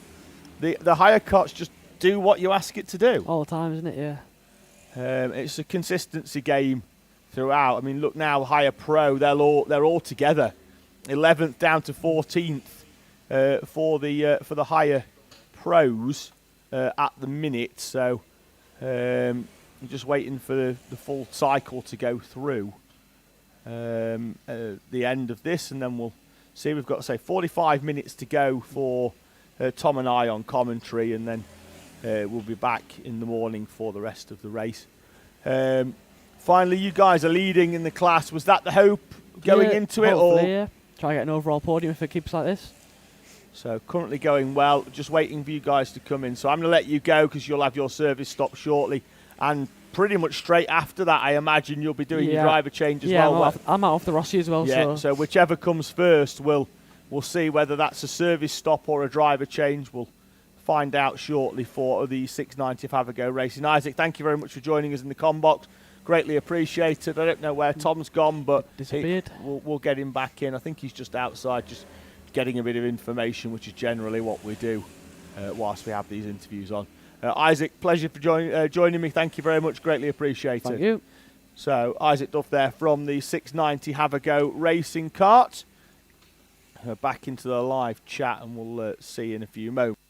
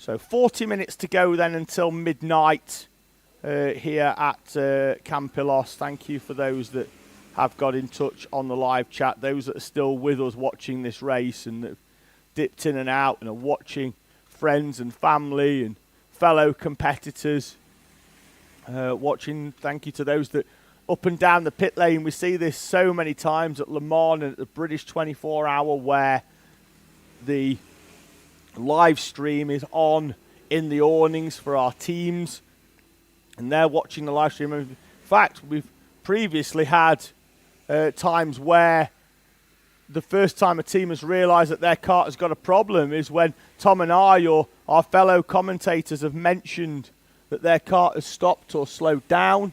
So on the live stream, so that's often always worth having it whilst we're probably around about 10 or 15 seconds behind on the stream to where we are in real life. It's always worth having it on, even if you're at the far end of the paddock, just because if the kart does stop, Tom and I sometimes are often the first to spot it. Yeah. When we're looking at the screen, that is. We've got pit stops incoming, I think, for certainly for Urban Orange, Jake Richardson's about to go back into that. And JSR and SoCo Select are also starting to get ready. Their drivers down there starting to get kitted up for their next stints as well. So I don't think it'll be too long before we see them in either, although they've only done an hour each, or just short of an hour for JSR. There is going to be driver changes coming in for them. Okay, so not sure why they would pit slightly early. I'm sure Tom knows and will tell me later. I think he's probably been sworn to secrecy as to why they'd be changing their drivers some 20 minutes No, early. I think they're coming in on schedule. Oh, okay. I thought you were telling me that pit stops were incoming. And They people are were waiting. incoming, but Urban Orange will be the first one. Yeah, well, they've done 123. We've only actually got, I think, 3 of our higher teams as well to serve their service stop. Have a go, KBR, Teesside Tigers. That's why they've got quite chunky leads at the moment. But what I would say, and I'm only speculating at the moment because I haven't had this confirmed by the team at all. But I think there will be tyre changes going on. Yeah, well, they're about halfway through, aren't they now-ish? I'm going to probably head down and just have a quick look, because I think Urban Orange are due in. No, they are. They're ready now. Yeah, now well, there I'm going to go and look. with Jake Richardson. I'm going to go and look for tyres, because behind me, I think we've got Formula None, and I wonder if one of them wants to come and have a chat. Yeah, they do. So I'm going to hand over the headset to the gentleman that I met on the plane whilst we were queuing for the toilet on the flight over here. Were you wearing your Sullivan Media T-shirt? No. Or jacket? No. Oh, so how did you spot him? By pure coincidence. All right. Pure coincidence. Did he just go, "Are you David Sullivan?" Or did he spot you with the Formula None hat on? He honestly said, "Oh, the hat makes sense." Right. While we were queuing for the toilet on the Ryanair flight over. Okay. Yeah. Yeah. Quite Right. So coincidence. introduce yourself. Which one of the Formula None are you? You would be. I'm going with Jamie Davis. Nope. Okay. I'm going with one of the others. I'll make it easy. I'm not a driver. Oh, right. Okay. Right. Well, Pit boss. that's the sound of me throwing my paper and notes away. I went with Jamie Davis because you're not one of the Polish drivers, clearly. No. There's He is. Jamie Davis. That's Jan. Oh, that's Jan. Yeah. There's my knowledge out the window, isn't it? I only went and got all the information off the team as well the other day. Right, so you're team manager, team chief strategist. Yes. Okay. That's me. So obviously at the start, you might have seen that we had some brake problems. Mm-hmm. And then we had the fuel cap as well. Yes. Later on in the race. So we had to do a full... Is that, this is what David and I were speculating, was that a little bit of inexperience that the fuelers are told they just put the cap on and give it like a quarter turn, and then it's up to you guys to then screw it on? Was that just missed? We were never I'm not blaming you for that as a chief strategist, of course. It's up to the driver to screw it on. Yeah, But- no, we were never told that. We were told, don't touch anything to do with the whole fuel department. Just leave it alone. Okay. That was sort of what we Well, were told. it's more to like save time and get you out quicker, but then you just screw it on. Yeah, I Yeah. know. One of the KBR drivers, he had it, but with all of his experience, he always checked before, and he realised his was a bit loose, which in hindsight we should have done. But Yeah. it's, The problem is as well though, when you've done a full stint, then if you tighten that cap up tight, by the time you come in for your stint, your hands are done, and you can't then unscrew it because it's almost like a vacuum in that exactly in that fuel, and it then tightens that fuel cap right up. And trying to get it off when your hands are dead, it Nearly costs you even impossible. more time. Yeah, so Exactly. it's a bit of a double-edged sword. But yeah, get it. I always say just nip it up. Don't tighten it. not Just nip fully. it up. Yeah. Yeah. Make sure it can't leak, and that's it. no, exactly. Yeah. So you don't get splashed full of petrol. Yes, although I've been there as well. Yes. Bernie crotch is not it's not where you want to be for an hour and a half. No, No, it's not. No, because it burns. It's weird because it burns. It's petrol. It's not a light or anything like that, but it's just a massive irritant. Yeah, one of our drivers, Paddock, he realised that fairly quickly. Yes. Yeah, with all his inner thighs, he was like, "Oh dear." Yes. The thighs are burning. So his lap times start dropping off, going, "Oh, what's going on? 23, 24, 25, 26, 27. Oh, so what's wrong?" Yeah. But yeah, no, it was. So you're fighting your way back through now. Yeah, the pace To an has been- extent. Yeah, the pace has been pretty good. Yep. Yeah, quicker than those around, do you think? Where do we realistically think? I mean, we're almost halfway through the race now, so where do we realistically think we're going to end up? What's the target? Because I've been in the situation where we've been right down the order. In fact, David and myself, when we raced at Le Mans a couple of years ago, 3 years ago now, we did that. We had an awful, horrendous opening stint. We were last. And in fact, yes, we were last by about 4 laps or something like that. We'd lost very early on in the race. So then I just had a big whiteboard in the pit lane, or we had a big whiteboard, and I just kept writing targets on it. Right, Yeah. this is the lap times we want to be hitting. This is the position we are now.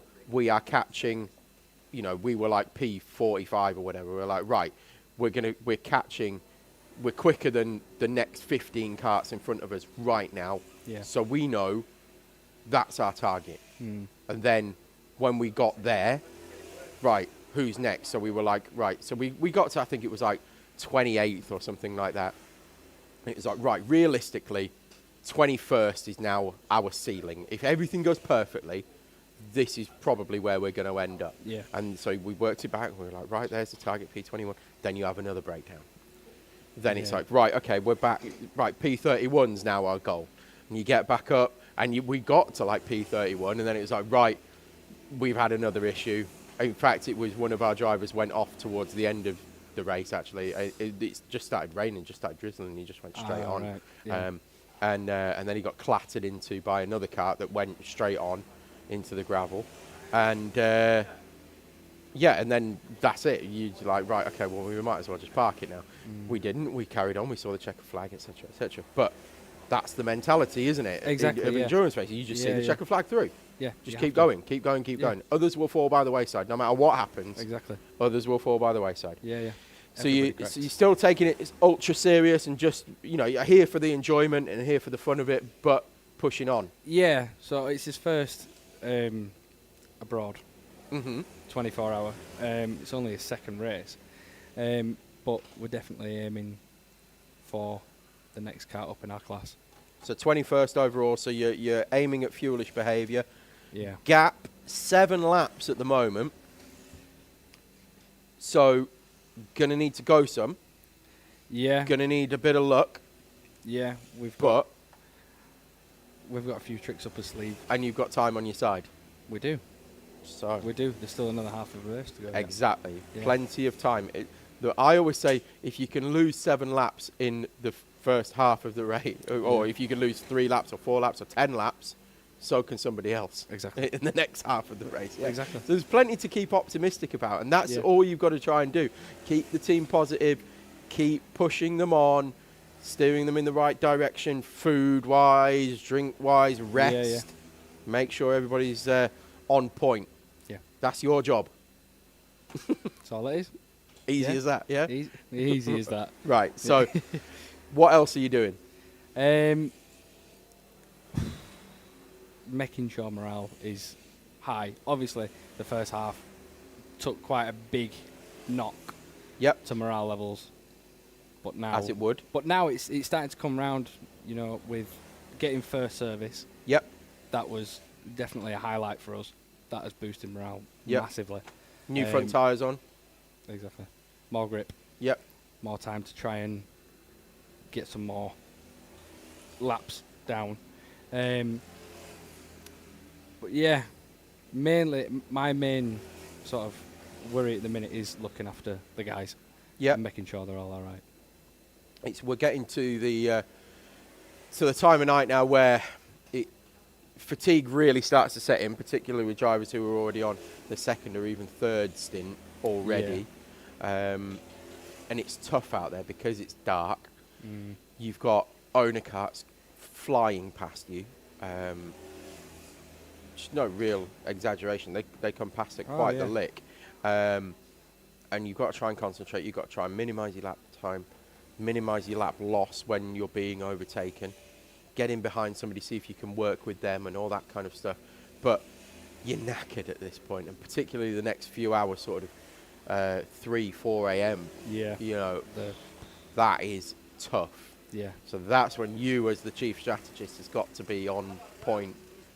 Haribo handouts. Yeah, exactly. Yeah, yeah. Anything that you can do, boost Yeah. morale, keep them interested, make sure everybody is, you know, operating the best that they can be. Yeah. And if somebody looks, right, you ain't going out next. No, exactly. You've got to make those tough decisions and tough calls. Yeah. And they have to respect that. They do. Yeah, they do. Because it's my... 'Cause They, you've got they the- are my best interest. I imagine you've got a set order of drivers. So you're like, you've got, Yeah. 5 drivers? So you're going, let's say you're going 1, 2, 3, 4, 5 through the order. Yeah. But if driver 3 is out and driver 4 comes in for their stint and you go, you ain't going out next. Yeah. Go wake up driver 5 and we're going to get him out.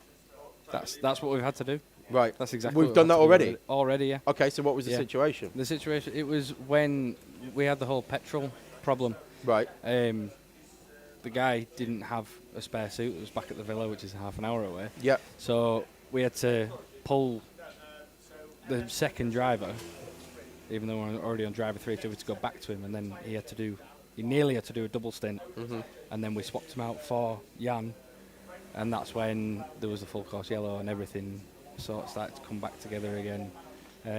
But yeah, we had to fully redraw the whole driver lineup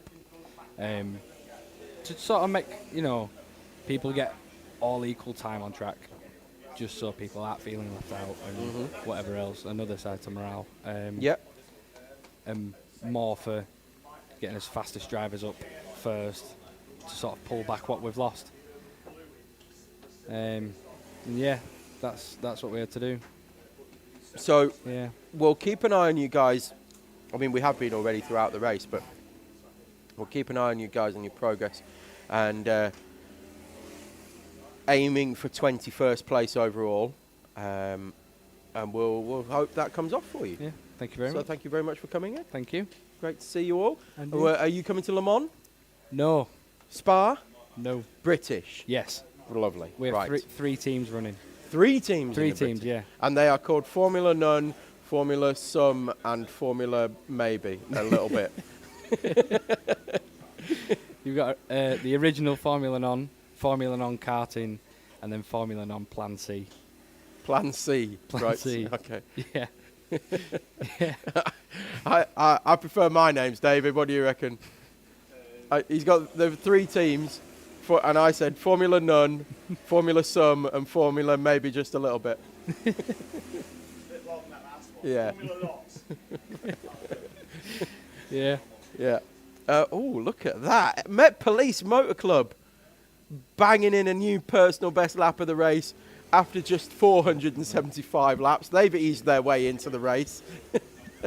Thanks very much. Thanks for coming in and talking to us, guys. Putting them new Appreciate that. boots to use, Tom. Yeah, putting the new front tyres to use, although they've been out on them for quite a while now as well. But yeah, Met Police Motor Club all of a sudden banging in a new personal best lap.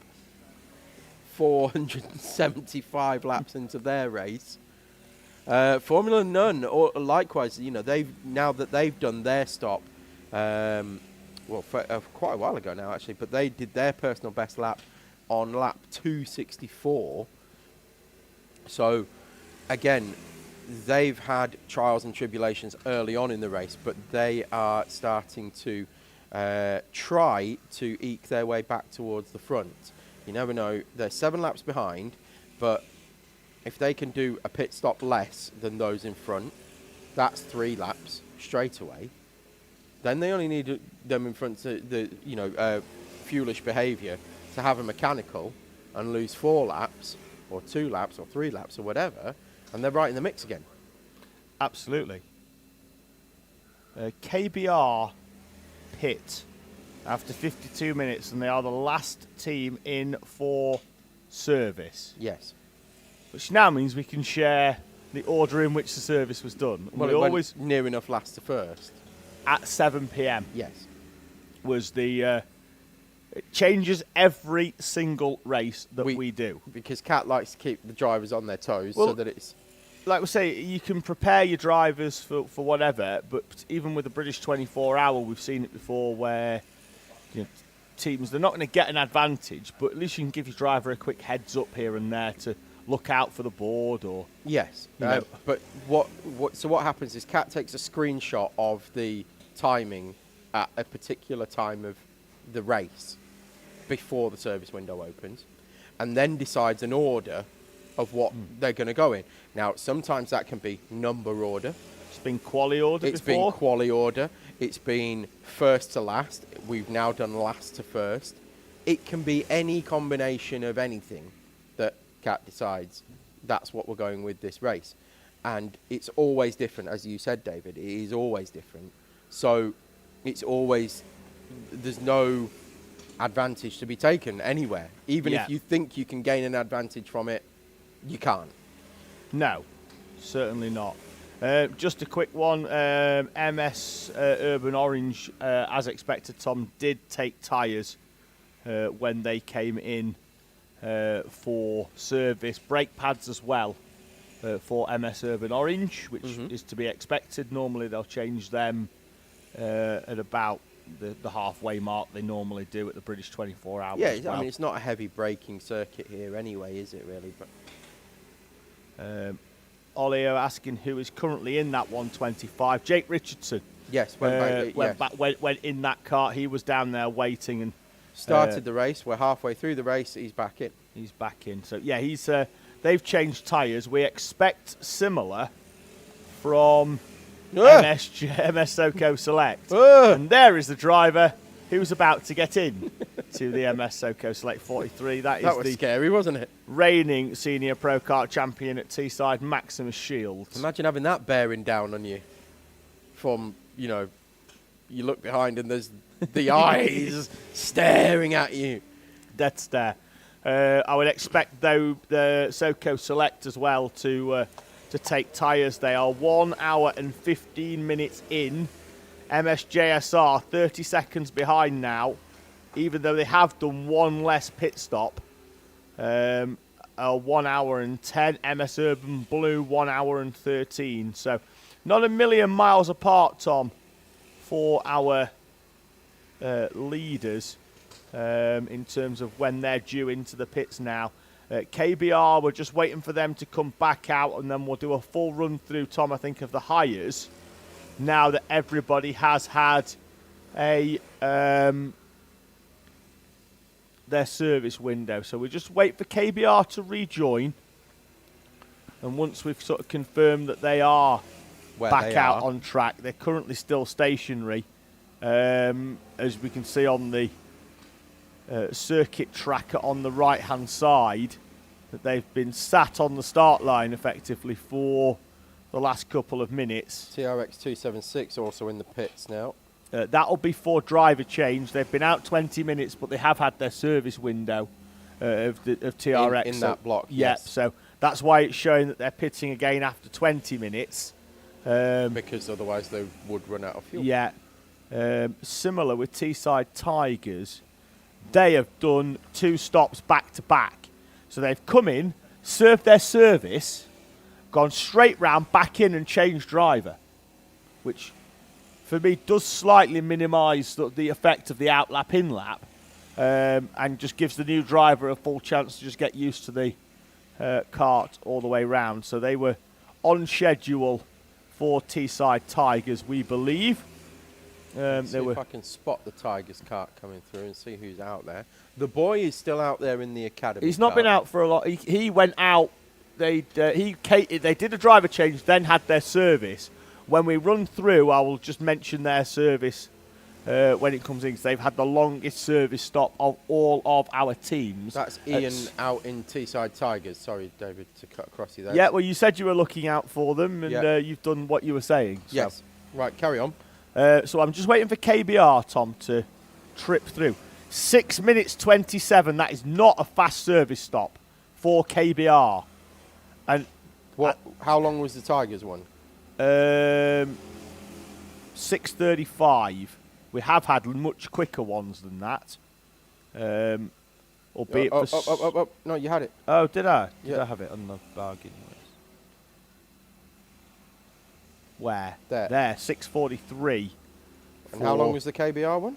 6:27. Oh, no, I so it thought. was a quick Yeah, service I stop. expected a little bit quicker. TRX had a 6:41. Yeah, so it was a quick Right, service so yeah, stop. it was actually. Right, so now that all of our hire kart teams have had their service stop, we can run you through where everything sits in that order.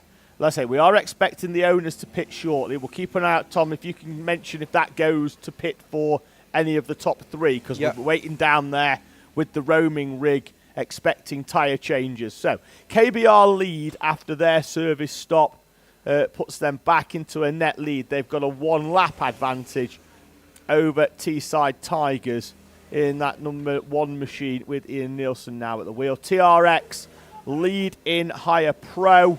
They are 10th overall with Bargain Racing just behind them. They've managed to make their way back through the order after some issues earlier on. Have a Go Racing in the 690, a 3rd overall leading higher clubman. Le Petit Bouchons, who have pushed the fuel window and gone longer than pretty much any other higher kart team, a 3rd in higher pro. Teesside Academy nursed a bit of a problem towards the end of their stint. Their service stop 1 minute longer than anybody else, but they've rectified that problem and seem to be going quite well since that service window. So they are in 4th, having been a long time challengers to TRX 276, the first place in class, and were comfortable in 2nd before the service window earlier on. Team Yellow Racing in the 555, 2nd in higher club now. They were 3rd when we spoke to them earlier on, but they've jumped Met Police Motor Club. Be interested to know how long their service stops were. 6:30 for Team Yellow. Met Police Motor Club, I think they came in slightly before. We haven't got the data on that for some reason because the timing has decided to only provide us with half. They did a driver change just a little bit before for Met Police Motor Club. Teesside Academy 2 pit. That is on schedule for a driver change at 1 hour and 15. So we think that they are pitting a little bit early there, but we don't think there's anything untoward. Send It Collective are leading the higher veterans class from Eat, Sleep, Race, Repeat. Those two sandwiching the 2nd of the 2 TRX karts, currently in 19th place. TSK Sport, Fuelish Behaviour, and Formula Non-Karting complete your higher runners. Yeah, Tom. good pace now, David, that you've let us know that the Teesside Academy 28 kart was running with an issue, or nursing an issue, shall we say, but now running in the low 1 minute 23s, which puts them, with the exception of KBR, the fastest kart on track. KBR are the fastest kart on track. Academy 2nd fastest at the moment. Yeah, certainly on that previous lap. They had a bit of a brake fade issue, Tom, that they'd managed to nurse through the previous stints up until that service window, and that got mentioned and looked at. So yes, they spent a little bit more time stationary, but have rectified a problem that was always going to get worse, and at some point would have been fairly detrimental to their performance. Still keeping an eye on SoCo Select and JSR's pit, the little logo that comes on the side of our timing, so that they're in the pit. We've got the picture of the front straight as well, so I'll see if anybody's diving in as well. It's pretty close to a SoCo Select stop, I think. Somebody has just dived in, but that's a higher. That is TSK Sport. They are in to the pits. They were battling as well with Fuelish Behaviour for position, I think, on that previous lap. Fuelish Behaviour now up to 21st place. So just keeping an eye in the background, MS Soco Select seem to be going a little bit further now, Tom. Now it's a little bit cooler and the daylight has fallen. MS Soco Select out to nearly a 122 on this stint.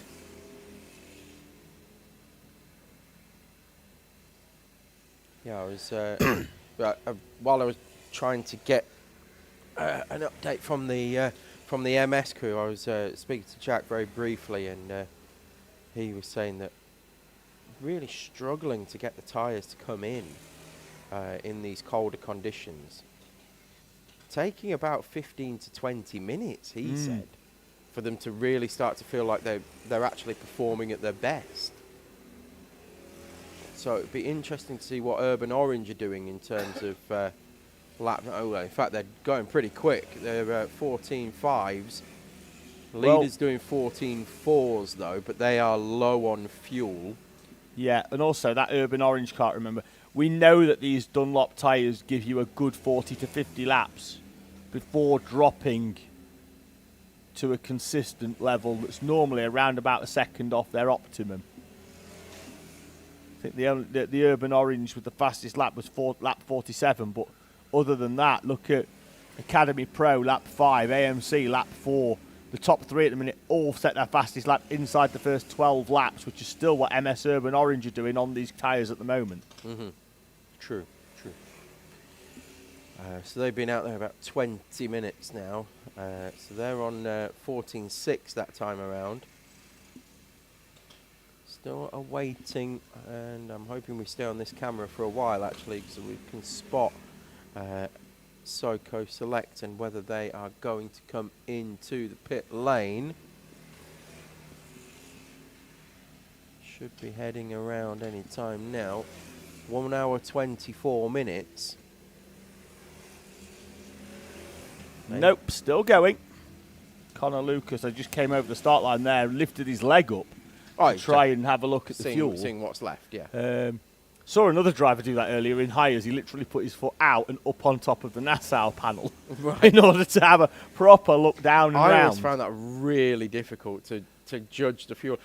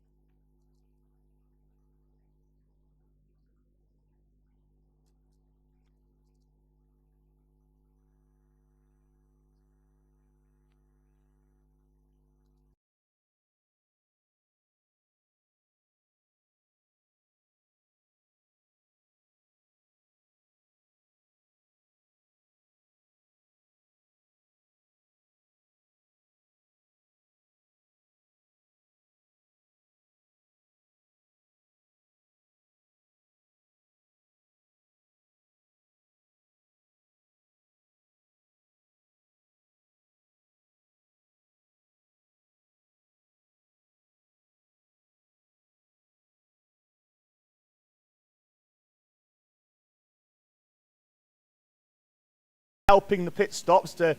We've got Dave Folker's just holding the kart steady at the front. He's ready there to go on the back end. The engines will normally be fired as it's coming off the stand. Indeed they are. Zach Dawson's helping out as well. He's from MS Urban Orange. They're all generally in the same team. Just waiting on the rear right. Shields is just giving it some beans just to make sure it goes, and he's going to walking pace They look that 43 out brand of new, pit lane. those slicks. They're brand new, Tom. Brand new, not been scrubbed Not in. allowed to scrub. They get well, they can if they want, but brand new tyres is brand new tyres. So that kart is going to be like ice Yes, for well, a couple of laps, yeah. and then we'll be good. Here we go then with MS the Urban 15 Blue. MS Urban Blue, who haven't changed tyres yet, we don't think. No, I spoke to Yusuf. He said either this stop or next stop. I'd love to see them go the whole 24. Yeah. Do you know, a lot of these teams that have probably been out and tested actually have probably had the same set of tyres on for 2 or 3 days. I reckon they could probably push it. Luke Easby has just asked who's in the bargain racing car. I'm going to look as well because they're going quite well. So having a quick look in that cart. So I'll have a quick look out the window. David's going to go and have a nosy and see if he can find out who's in the 241. I'm going to throw live timing back on. So, well, I need that as well, Tom, because I just want to see where the 241 is. They're heading up towards turn 15, which is the right kink just down there that you can see at the far end of the circuit. It's that yellow panel that's about to come through and over the start-finish line. Should be the next. Now-ish. Just behind Have a Go. Here they come. Grey suit, white helmet for Bargain Racing. I think that's Mark Elsden, which is actually a white suit black, but has probably seen a few trips through washing machine. It's TRX Pit, the 376. So no weight change really for their drivers. I think they've had a bit of a lead insert out and a rubber one in for the 376 TRX kart. And that's a good way of doing it. Helper walking with the cart, At a very fast walking pace. Not a very fast walking pace, but a long stride. Yeah. I think it's safe to say. And keeping the driver behind and pacing the driver. Very good way of doing it. JSR are now in the pits for their scheduled stop and tyre change, I would imagine. So we'll try and see if we can get down to the roaming rig again for picking up the JSR pit stop. So JSR pit out of the lead, having inherited it. There is a 2-lap gap, 1-lap gap now as Shields comes through. So just potentially waiting to see if we can pick up that MS JSR kart, see whether they have changed tyres on that number 19 machine. We're just awaiting some pictures for that. MS Urban Orange that time around, closing in 3 seconds on the newly tyre shod Soco Select, which is still scrubbing in those tyres. Yeah, it will be. And getting some temperature into them, which by all accounts is going to be tricky in these cold conditions now. And it is quite chilly out there at the moment. I do wonder, and I'll probably go and ask on the quiet and report back in the morning as to whether anybody's increased pressure by a decent wedge from what we were running this morning at the start of this race and through the warmer hours. We'll keep an eye on that JSR. I'm not sure we're going to get down to pit lane to see that MS JSR car in the pits, but the length of pit stop time will let us know, Tom, whether they have indeed changed tyres or not. Well, 15.7 now for Soco Select. Still around about a second off the pace. Faster than a JSR kart, though, on their last flying lap for MS JSR. And that Soco Select kart will only go faster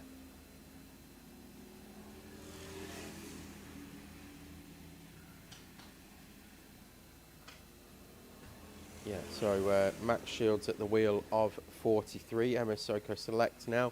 As David said, current Senior Pro Kart champion, championship leader as well in this season, going for the double. We have won 7 of the first 8 races of the season so far, Tom, on random grids is very impressive. 3:56 for MSJSR, which is about 30 seconds quicker, I think, than Soko Select. So Soko Select's pit affected hasn't come up with. Yes, 4:23. Ah, yes, there it is. For MS Soko Select, MSJSR will wait for them to come round. It's 3:56. Yeah, so it is 30 seconds, which is about how long it takes to change tyres. yeah, So maybe JSR didn't change brake pads because pads take longer than tyres.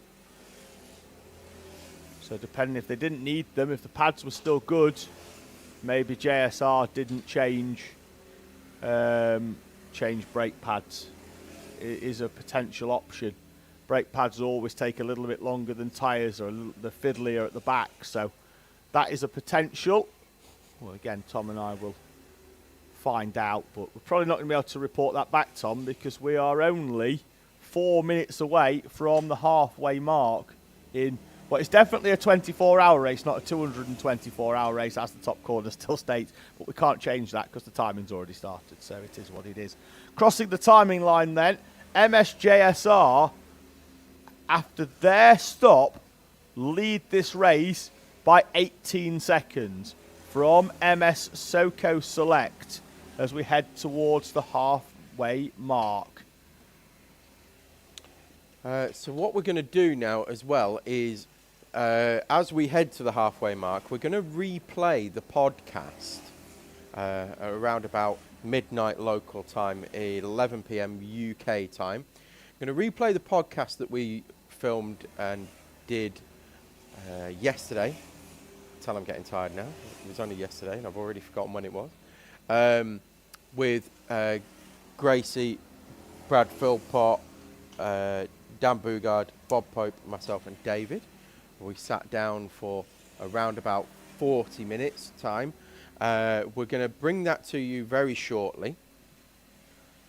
And we hope you enjoy that. But a few more minutes till we get there. We just wanted to give you a little bit of a preview. Well worth sticking with us and well worth watching. So, yeah, we're just going to get that one queued up. So, 2.5 minutes to go until the halfway mark.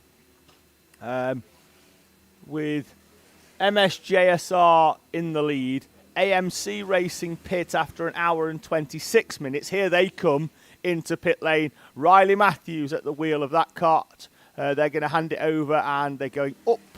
And in fact, the driver that's getting in is also helping with the wheel change. Will Jones, I think that is back left, just helping out. So Connor Cran is going to get in that kart, but he's also going to change the left rear wheel at the same time as well. So wheels off, wheels back on. Howard Lucas at the rear, just on the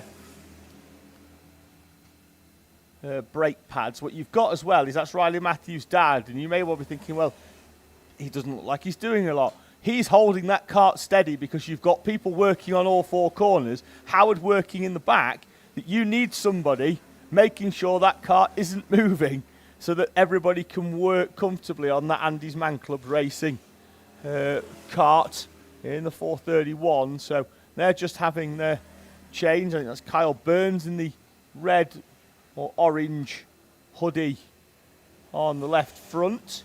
And again, brand new, non-scrubbed tyres. They have to be so careful. I saw somebody in practice, Tom, go out and they nearly spun in the pit lane because of how slippy them tyres are when they are new. They've still got a releasing agent on the tyres. Essentially, it makes them.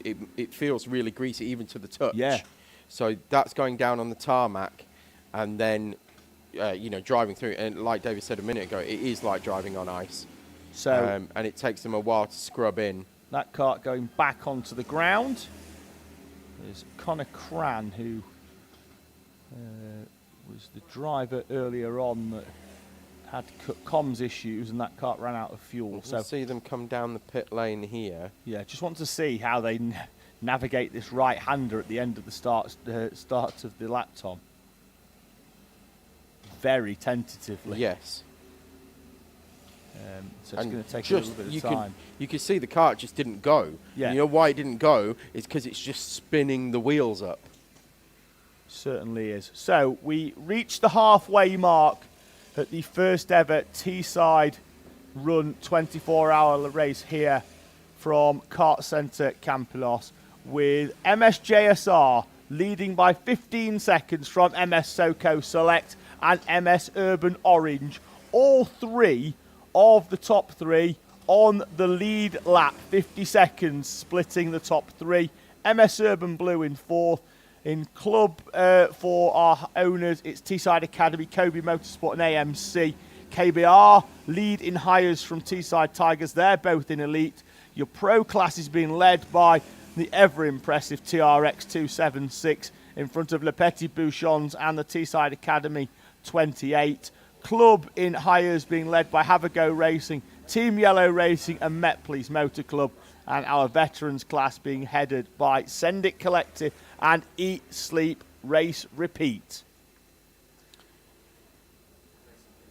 That brings to an end our first portion of the race. Our first stint, the longest stint. Yes, and we will be back around about 8 a.m. local, 7 a.m. UK time. So please do rejoin us. Stick with the footage during the night. We're going to move to static cameras, similar to what we've had for the last hour or so. Plus, you will still have the live timing on the left-hand side. You just won't have the sultry, dulcet tones of myself and David for around about 8 hours. Some will think that's a godsend, no doubt. But yes, please rejoin us. And we will leave you with the podcast that we recorded yesterday. We very much hope you enjoy that. It was the first time that we've done that, and hope to do many more as well. So thank you, and we will see you in the morning. Hello and welcome to our first ever 24-hour series podcast, or as you'll find out in a minute, we're actually calling it a Bobcast.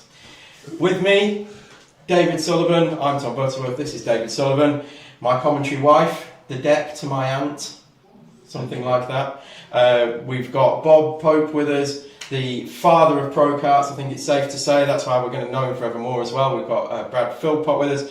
KBR higher class driver this weekend, YouTuber, social media sensation. We've got Dan Bugard over here, who is the Isle of Man's favourite Dan, and MSJSR driver this time around in the owner class. And we've got Gracie Mitchell as well, who is a pro now car driver in the Porsche Sprint Challenge. So welcome everybody. Hi. Hello, thanks very much. David. Well, I'll start then. I think it's only fair that we take it pretty much back to the start with a bit of a history lesson. Early 90s, I'm guessing, Bob, for pro karts? Yeah, what happened was we did indoor circuits in Hackney bus garage, and we decided to go a bit faster. So we decided, after seeing a Davison, called a Davison Devil, which is a double 125 engine at Rye House, either side, we decided we just replaced with Hondas. Basically, we put one above the other first of all. That was a bit unequal. And then we put one either side, and that's how pro car started. We went to Martin Hines, took the normal indoor chassis, extended it, put two karts on. That's how we started. Two 160s. The idea was that we had a very reliable engine, give people a bit of speed, and take it to outside. We've been indoors. Obviously, we had 7 tracks across the UK, Manchester, London, all over the place. And we took them out to Rye House and started running, and then we took from there all over Europe and all over the world. When you say we, who was involved in that? Me and Mike Howe, we were best mates. We've been in the GLC as youth workers, believe it or not, the two of us, run the venture playgrounds. And that's how the karting started. To raise money, we had a go-kart track at Burgess Park, which is a tennis court. We had 4 karts, and we started running around there, and then we'd done a fundraiser. We invited all the drivers down, David Kennedy, Formula 1 driver, later team leader for Mazda. They all come down, give us a load of kit, and that's how we basically started doing the kind of arrive and drive.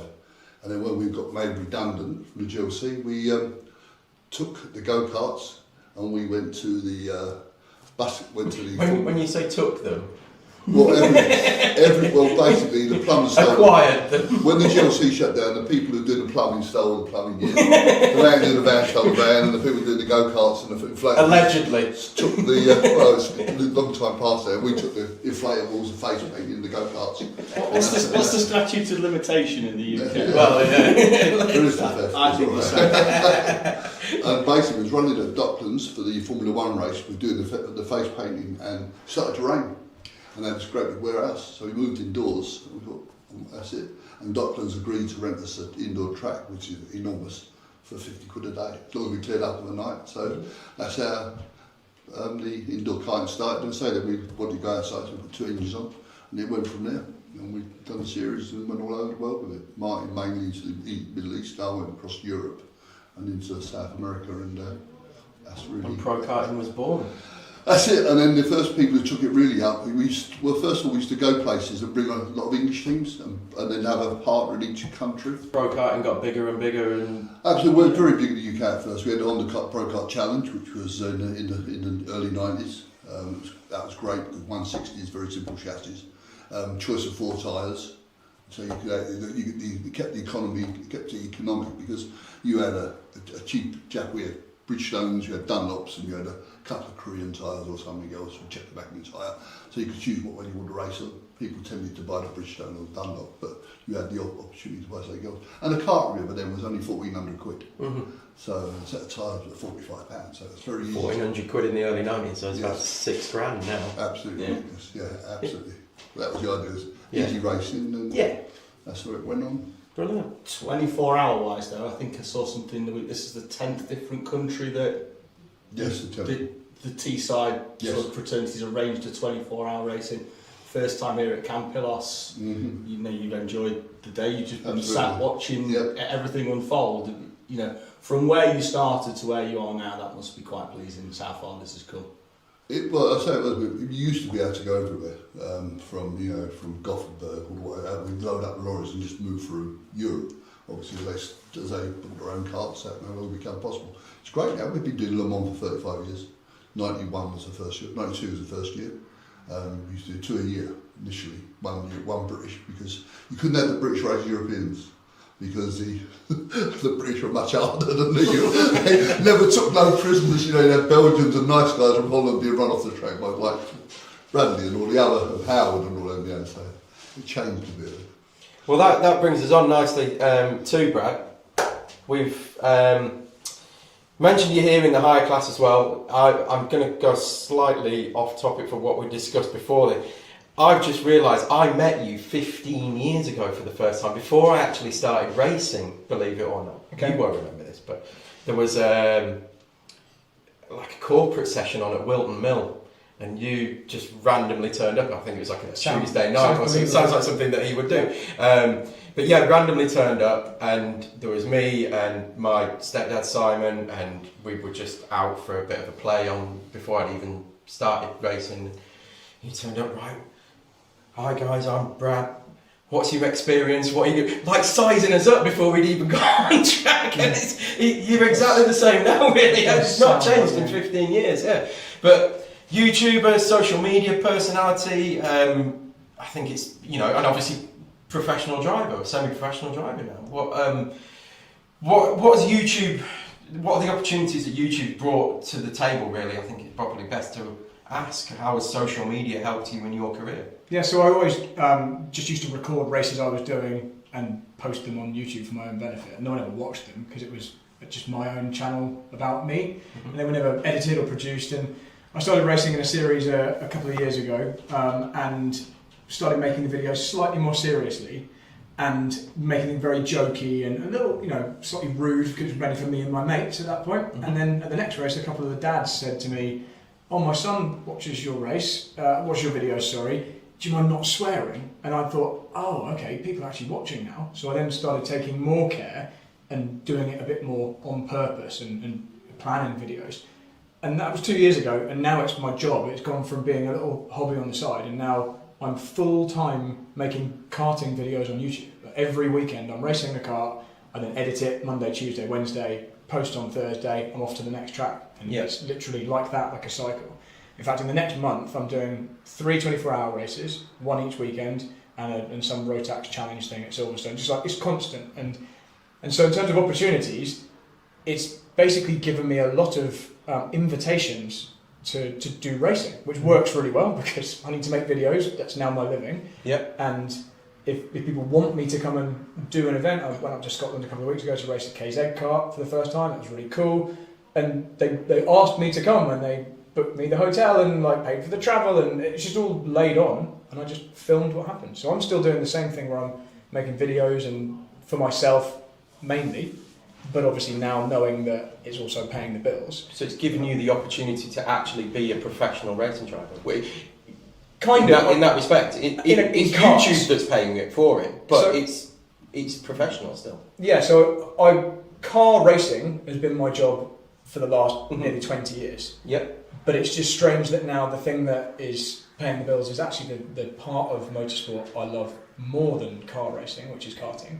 And even though I'm way too old, really, to be racing karts now, and I get reminded of that by my girlfriend all the time, I'm getting to do all the stuff I would have loved to have done 20 years ago. I'm trying to do it compacted before I get, I'm in my 50s or something. So I'm just trying to make as many videos about as much varied karting content as possible. So there'll be a superkart next, I think. And the question then is, if your girlfriend feels that you're too old to be karting, as you put it, do you feel that you're too old to be karting, or are you actually getting quicker, or are you still the same pace that you were even 10 years ago, 5 years ago? That's actually really interesting. So I think if I'd done as much karting, or if I was doing as much karting as I'm doing now 10 years ago, I'd probably be slightly quicker.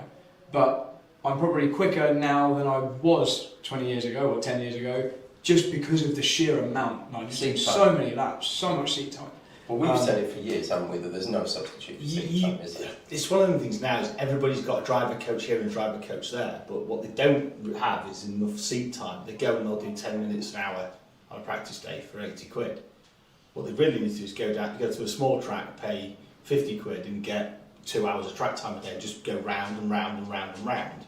And they'll get better themselves faster than they will having a driver coach. And when they need the 10th, that's when you go to your driver coach, because they can get the 10th. Anybody can get seconds just by sitting in the car and going round and round and round. Your driver coach will get your finite details out, and they'll tidy you up at the end and make you a racing driver. I think from my personal experience, it was good to have a driver coach for my first few sessions on track. But like you say, there's no substitute then for seat time, and then use a driver coach once you're properly up to speed and you've got some racing under your belt. It does seem from your point of view that you've almost done it a bit backwards. So those people go karting then cars, which we'll talk about with Gracie in a little while. You've almost done sort of a little bit of karting, then gone cars, and you've done the VLN stuff, and now you've gone back to karting.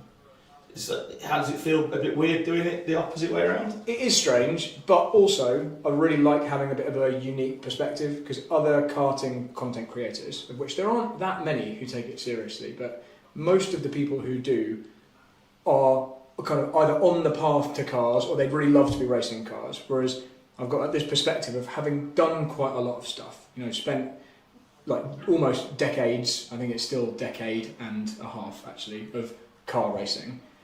But now I'm not desperate I'm not trying to impress people or make a CV to show to teams or anything like that. Like, the car racing side is kind of done unless I get some spectacular GT3 offer. So I'm doing stuff that I can do that doesn't cost me any money, and not having to stress about finding sponsors or anything like that. It's all the stuff I don't envy with you that you've got in front of you. That's now, I'm just doing the fun bit. I'm just doing the bit that I enjoyed when I was really young, before it became serious. Got to progress through the ranks, got to find a sponsor for the next season. Now I'm just like, what track are we at this weekend? Let's make that video as fun as possible. So, and that's what I'm here this weekend to make a video. I've been filming some practice, although I don't generally show a lot of practice because people want to see the race, and there's going to be more than enough race footage this weekend to show. So I'm here to show people how fun this event is, which is not going to be a very difficult task because it's really fun. I'm having a great time. So. Brilliant. Cheers, Brad. Thank you. We'll move on to Dan just quickly. probably lost count of the number of 24-hour races you've done. Since I've been sort of commentating, I think you've been in almost all of the owner Class 1s. Probably a fair few. Yeah. I've only missed 2017. I missed because it was my wedding, so I was watching Alpha at the altar waiting for Ruth to turn up. And 2020 I missed because of the isolation rules with COVID and everything. My final day of isolation on the Isle of Man was my wife's due date, so yeah, that was a hard sell to try and get to that, so I missed it. And then she was late anyway, so I could have gone, but hey ho. It was a good race to watch from home though, to be fair, down to last lap. Probably the most iconic 24-hour yeah, race that we've had, down to the final lap, an engine going bang. Yeah, half a lap I gave to go. birth when that happened. So. It was I say one of the most iconic. You just mentioned obviously getting over from the Isle of Man. Logistically for 24 hours, and then for this one you came over to the UK first and helped Connor out at the last Teesside sprint because Howard was already on the way over here with the lorry. Yeah. But logistically, how does being from the Isle of Man, there's a kart circuit out there. Yeah. You know, but logistically, how does that work for you when you've pretty much got to travel over the water for most events that you do? It's one of them things you kind of get used to it because it's not like a big deal for me now. The main thing I guess is obviously there's the cost side of it because, you know, before you've even got anywhere, you're already like £300-400 down. But yeah, it's just one of them things you just kind of have to accept. Like if I want to go to a Burger King, I need to get on a plane or a ferry as well. So yeah, you just get, the travel is just something you get used to. Is there much need for a Burger King? Clearly not. Yeah. Well, no, clearly there is if you need to get on a plane or a ferry. Or Greg's, yeah, we've got nothing. No Greg's? No. Crikey. Shout out to Greg's. Yeah. Get on the Isle of Man. There's a market there if you want to put one there. It's just something you get used to and you have to suck it up. And it does kind of make me laugh when you'll get people whinging about, you know, we're packing up after a BPEC or whatever, and they're like, oh, I've got like a 3-hour drive. And you're like, oh, diddums.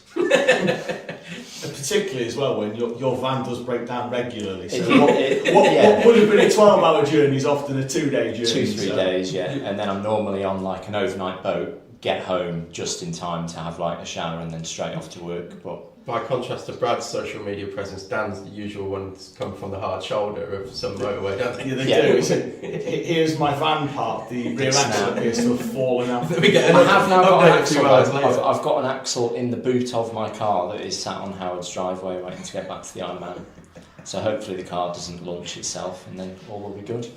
Obviously, first time for a lot of us out here at Campillos. You know, some of us may well have raced in other classes, but for a 24-hour race, your first time out here as well, I'm guessing. Yeah. First impressions of a circuit? Oh, the track's awesome. It's just, yeah, really fast, flowing. Weather's obviously good. I would love to try this track in the wet, though, to be fair. I reckon it would be pretty... 70% chance of rain overnight. Is there? Apparently. Yeah, and it's potential for Sunday as well. Putting your name down for qualifying. Oh, 100%, yeah. Yeah, no, I just love it. It's really sort of fast and flowing. I think it rewards kind of a bit of patience, whereas if you just go charging in everywhere, you tend to be slower. But yeah, I love it. The facility's amazing.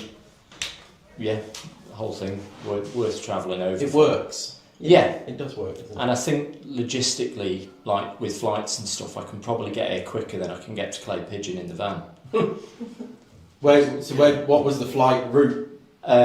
So obviously I was at Teesside last weekend, and then yeah, flight to Manchester, and then what was it, an hour in the car from Malaga Airport? Yeah, it's about an hour. Yeah. So yeah, no driving through the night to get all the way down to Clay. Similar to my Le Mans experience of flight from Glasgow to Paris, jump on a train, an hour later I'm there. 37 dead euro simple hire if you- car, it's yeah. We'll not talk about your hire car. No, save that for later. Yeah, it's been modified already. Yeah. Gracie, we'll move on to yourself. You know, it's great to see your progression through our careers, isn't it? I think it's safe to say that you've gone from being a Honda Cadet when we first started doing first it. Teesside stream was February 2019, and you were in the Honda Cadet, and then we've sort of seen you go into what was basically mini, junior, all the way through to where you are now. And winning in everything. Yeah, it's just, which is safe to say, isn't it? I think the overall way I can even describe it is just like insane. Like I feel like a lot of the time I don't actually realise what I've done. But it does, as I say, it fills us with great joy because we've followed your career, as we say, from a kid right the way through, and now to see you driving in Porsche Sprint Challenge, on the Tocker package, as we mentioned earlier. How's the season been going so far for you, and what's up ahead? Yeah, so obviously we actually only decided that we wanted to do the Porsche in February. It was literally just an idea, and I was like, that sounds cool, I'm going to do that. So didn't really give ourselves much time to actually try and gather the sponsorship for the season. So it's one of them where we're kind of at the minute having to do it like round by round. But it's just a case of like whenever I'm not working or doing any other thing, I'm literally driving around knocking on doors on my local businesses. So far it's going quite well. We managed to obviously get the budget for the first round at Donington, which went really well. Got 3 podiums in all 3 races. But like I say, as soon as I get home, back to kind of the graft of getting the money back together again. But I just think it's one of them, like, you just kind of have to work for it, and it just kind of means so much more when it does come off. There's grafting, and there's really working hard at that kind of thing, and there's a lot of manifesting going on as well. If I really hope that this happens and I really work hard at it, it will come off, and it seems to be doing so far. Yeah, and it's going back to the manifesting thing. I remember, I think it was literally at the beginning of January, I got a photo somewhere. I have a whiteboard in my room, and I literally wrote over and over on it, I want to be a Porsche driver. So I'm just going to say maybe manifesting does work. I reckon it does. Yeah, as well. I think it does. I think if you speak it into the universe, I think it could just more like to buy a whiteboard. But yeah, so you just need I want to drive. Yeah. I want to have some ability. I want to be fast. But yeah, it's just it's crazy. We've seen very recently female drivers testing in F1 as well. So obviously you are our female representative here on this panel. Female drivers in F1, we saw Dorian Pan the other weekend testing, we've seen Jess Hawkins testing, Susie Wolf tested a long time ago. I was actually at that test, believe it or not. Managed to wangle a freebie into the paddock, thanks Force India. But yeah, what do you think the ceiling is for yourself, firstly, but then also branching out and saying, right, female drivers in F1. I take it, you're wanting to go down the F1 Academy route. Is that fair? To be honest, so F1 Academy was probably the main goal, kind of mid to long term, but I feel like that was more because you kind of feel like you have to. You see a lot about this kind of female in motorsport, first women into F1 Academy. But I just feel like obviously last year when I did the Ginetta and the Iberian Supercar Series, it's mainly been GT cars that I have raced. Obviously I've done a bit of testing in GB4 and F4. And I just always found that the GT style was just a lot more for me. Like it kind of reminds me of a bit like a pro kart race. Right. Which was always... A lot of rear brake. Yeah. But yeah, I don't know, I think it was one of them where it was I just think the GT style kind of suited me more. And it was one of them where it was is F1 Academy really where I want to end up? Because what's after it? Well, that's a great point. It's where do you go from there? Yeah, it's one of them, obviously, for example, Jamie Chadwick, she's definitely doing really well for herself. But in terms of getting to F1, I think she's done more the IndyCar kind of LMP style. Indy Lights, yeah. And then obviously Abby Pullen, she's on her second season in GB3 now. Obviously the first season was kind of the prize for winning F1 Academy. But even then, after she's done her first year, she's having to work hard to get the sponsors back together to do the second year. But after that, where does she go from that? Obviously, she might have already stuff planned. That's beyond my knowledge. So if I was a sponsor of, or wanted to get involved in sponsoring motorsport, wanted to get that exposure, I'm going straight for a female driver. Yeah. Because you're getting that extra exposure, because we're a lot more marketable. You're a lot more marketable, but also you're doing something different that people can, get on board with. 50% of the population can get behind. Yeah. You're going to have male drivers who there's 50% of the population is going to be split over them, but they're also going to be supporting female drivers as well, whereas all of the female fans can get behind that thing as well as the male drivers, of course, but they're all going to be... you've got something to get behind. Yeah. If you're a sponsor, there's something different, is what I'm trying to say, to everybody else that's out there. And that's where I'm getting my exposure, and that's where then my brand is getting more noticed. Is that fair? I in a way, I think it's one of them where, like, being a woman in motorsport, like, I get the whole, like, you are more marketable because it's something different. It's something, like, that's kind of becoming a bit more prominent of people who are already in motorsport or just getting into it are trying to, you know, improve, like, just inclusion of females getting into the sport. Like, I've done different things myself to do with, like, Motorsport UK and the Race for Diversity speaking. I actually did some, it's kind of like a conference at the London Stock Exchange where we spoke to, like, a bunch of, like, schoolgirls, kind of just about our stories, how we got into it, and just kind of let them know that you don't need to have your life figured out for you. And I think for a lot of them it was like, oh, like, I never thought that I could actually kind of do that, but, you know, if you can, then why can't I? Well, find me a racing driver that isn't in F1 and says that they've got their racing career figured out. Yeah. And they just don't exist, do they? Right? They just don't, do they? There's nobody's got it figured out, because you can have one bad weekend or two bad weekends and that's it, you're dropped. Yeah. It's a tough world out there. I've got to say, I've listened to Grace and everything. The truth of the matter is, from my perspective, has been around a long time. You know, unless your parents got money or someone you have a personal interest in sponsoring you, there's no point in giving money. There's no commercial reason to give someone money to go racing. Okay, unless we start getting to our echelons. You know, the people we know, Lewis Hamilton, the reason he got his drive was quite simple. At the time, he was a great driver, but he fitted the profile. McLaren wanted to sponsor, so to bring some new people in. Tobacco sponsoring was finishing, so they decided he was ideal for Nike and all the others. Martin Hines and Ron Dennis recognised him, gave him 400 grand, took him through took him up to Formula 2000, Formula 2, where he done great, and then obviously his chance. It's very difficult for anyone to go racing unless you have some money. You can do it at a different level. I mean, I raced Will Hire 6-7 times. I've done Sports 2000, Formula 3, but pay for by myself. Even Playscape, I actually owned, couldn't see the benefit of giving money to me. And we, Gareth, done it. Gareth Howe was out in McLaren, running the development program for all the McLarens. Even we couldn't get any money for him. Only the money we might raise. It's quite difficult. It's just. And he wasn't a bad peddler either. No, Gareth was very good. I mean, when it comes to Lance Stroll, I went out with him. I went to him to Dubai with his father, and I watched his father spend. He hired the track, hired the car after the Grand Prix, and they had the whole team. God knows how much he spent. It's vested interest there. And he had done it after every race for about 5 or 6 Grand Prix every time at the track after running a Formula 1 race for himself. It's very difficult. I find it very hard to understand where it's coming from, especially Grace. You know, it's like banging your head against the wall to some degree. I'm really admire you, and I think you're doing great. But taking your next step as a woman is going to be very difficult. I mean, I spoke with Gareth last year after Martin unfortunately passed away, just to get a few pictures ahead of the British 24-hour, and I reminded him, he wouldn't have remembered me, but he did the Citroen 2CV 24-hour race in 2006, having never driven the car before. He got roped in by another former driver who used to race Brit car, a guy called Simon Leith, who's unfortunately passed away as well, to race alongside him.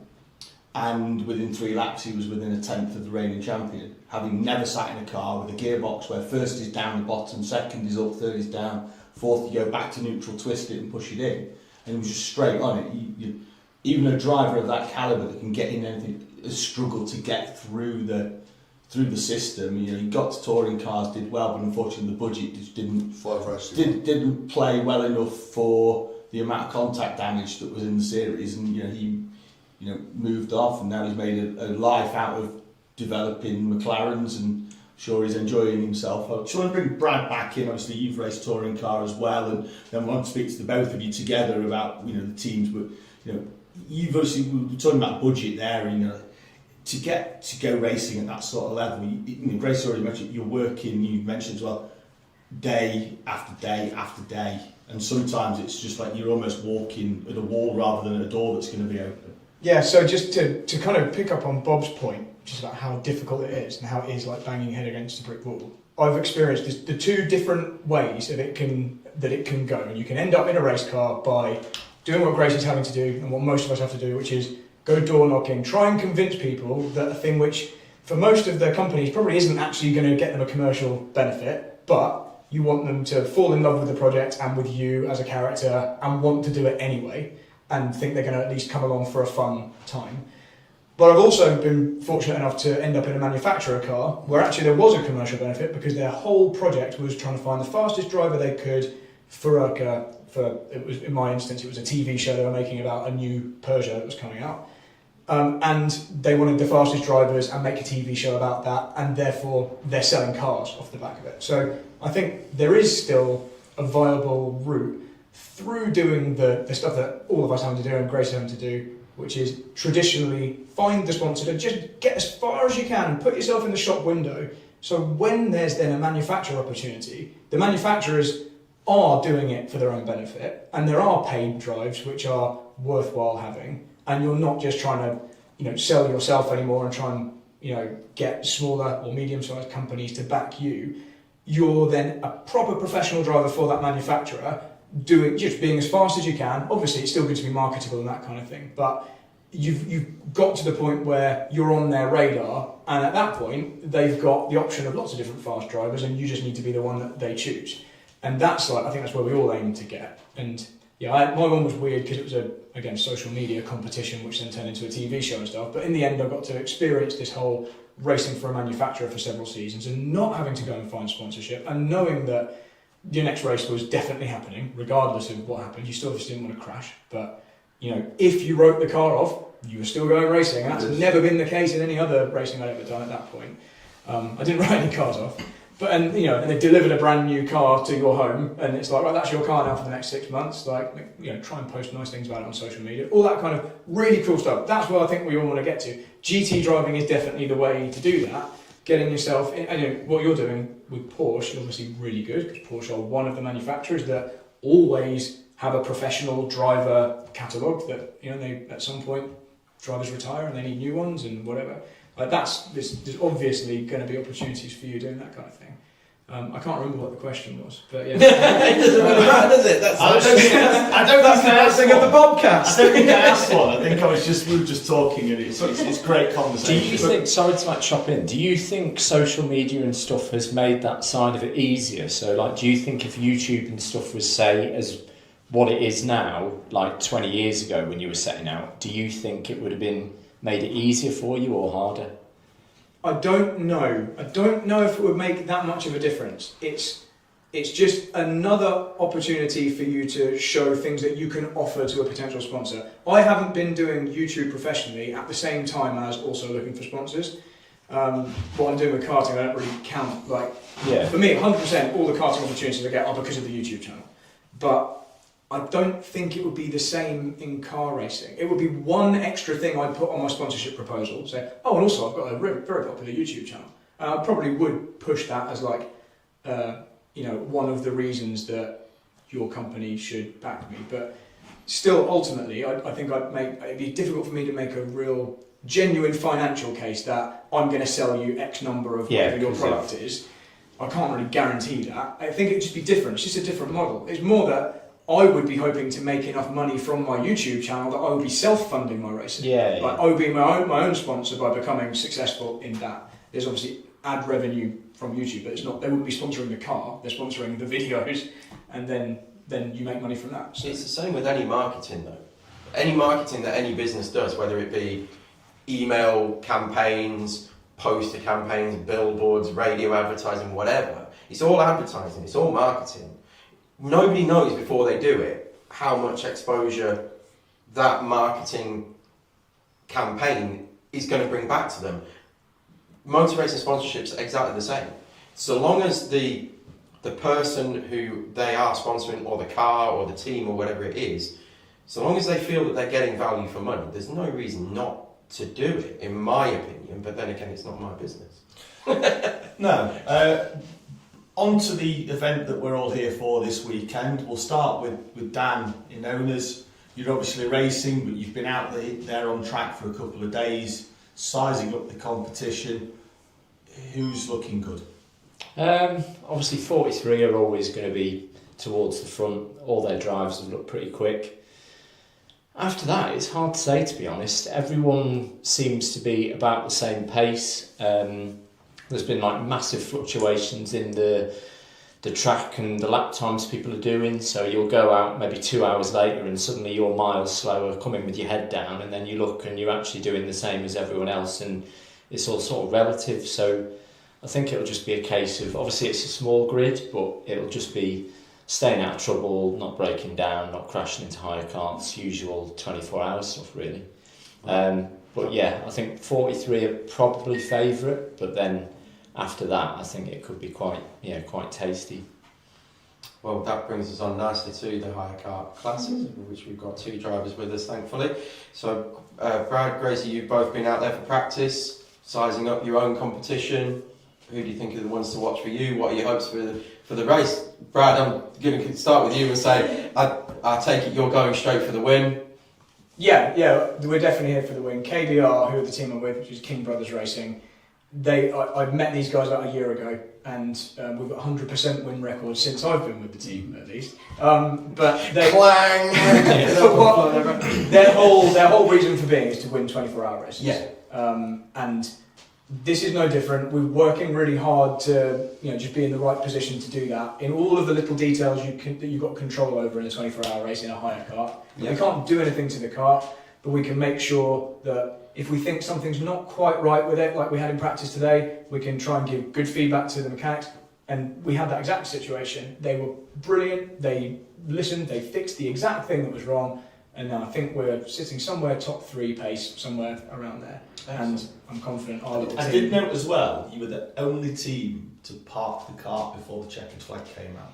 Tyres saving? Yeah, I mean, we... Just mechanical sympathy. I'll be completely honest, we would have parked it a heck of a lot earlier, but there was a slight misunderstanding with the refuelling bay team. We were doing a fuel test to see how many minutes we could go before it would run out, but we were also each trying to get our own practice within that. And we'd each done 30 minutes, and then when our third driver got in, the refuelling guys insisted on refuelling it, which obviously ruined our refuelling test. We were like, please don't put any fuel in. They said we have to.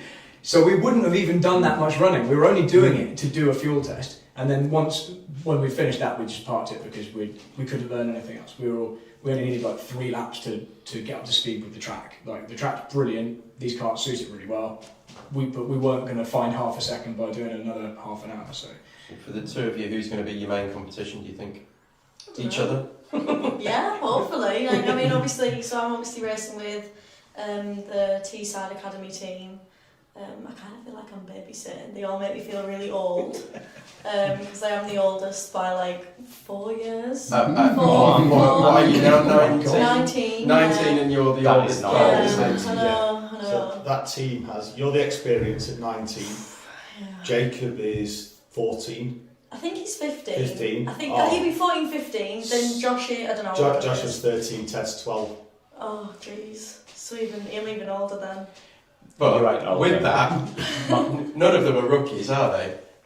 No. I think it's safe to say. They're all decent. Yeah, but they can all pedal, can't they? Yeah, even at 12, they are very quick riders. Joshua and Ted team up with another driver called Ashton to race in BPEC. They have a combined age of 39. They weighted to senior, and they've podiumed at the first round at Shenington, finished 4th at fullback. There are some really good young drivers coming through that academy system. So there's some class there, but who else do we think up and down the grid? I honestly don't know, because they've not had the timing today. Well, there was some live timing, although for me it stopped working about halfway through the session. But at the time of the last I saw, the TRX guys, there's a couple of TRX teams. They're fairly quick, aren't they? So I think there was them and another couple that actually I've forgotten the names of. But the Belgian team, aren't they? LP. The Petit Bouchons. They're going to be quick. I think they were the team that I saw giving our car a very close look as I was waiting to walk in here. That's why I was in a couple of minutes later than some of you guys. I was just hanging around making sure our cart was left alone before I walked in there. Yeah, there's some very serious looking. I was going to say more local teams. They're more local than we are. They're European teams, but I think it's going to be anyone's guess. Yeah, it's just going to be one of them. I think it's just going to be whoever kind of survives it, really, isn't it? Yeah. Well, people like Bradley, the whole team are consistent, and that's the most important. I'll tell you one thing that is consistent, Bob, is our age, because I think we're all 40. So I think No, you're saying you start trying to mix younger drivers. You know, you start doing slightly different driver styles.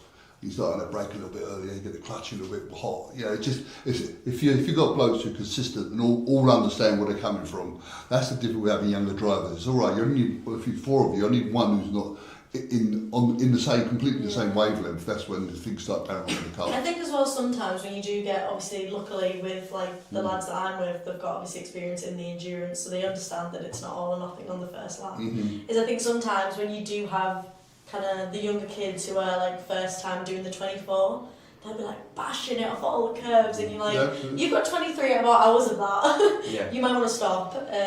So I think it's one of them, is like, as long as everyone has the same understanding that it's not won on the first lap, so you don't need to bash the hell out of the cart for the first stint. The curbs here are quite forgiving. That's probably the way to put it. You still get the rumble strips though, which that's going to knock some chains off. I feel like the rumble strips, like, I feel like they slow you down a little bit. I've never been near them. I think the track is so wide. I don't want to give away anything. I don't want to tell Gracie all the secrets. But I'm just coming downhill on this off camber, what I can only describe as a horrible corner, because it's downhill, it's off camber, and it just massively induces understeer. Even then, you're not going over that rumble strip. No, I've not been. I mean, that's one of the ones I've been nearest to, because the track's slightly narrower there. But half the rest of the track, places that really fast karts here would need to use the full width, we're only using half the circuit width and just trying to limit the distance. And I'm actually coming out of the hairpin towards, you can't see it on the camera, but this end of the circuit. There's a hairpin down here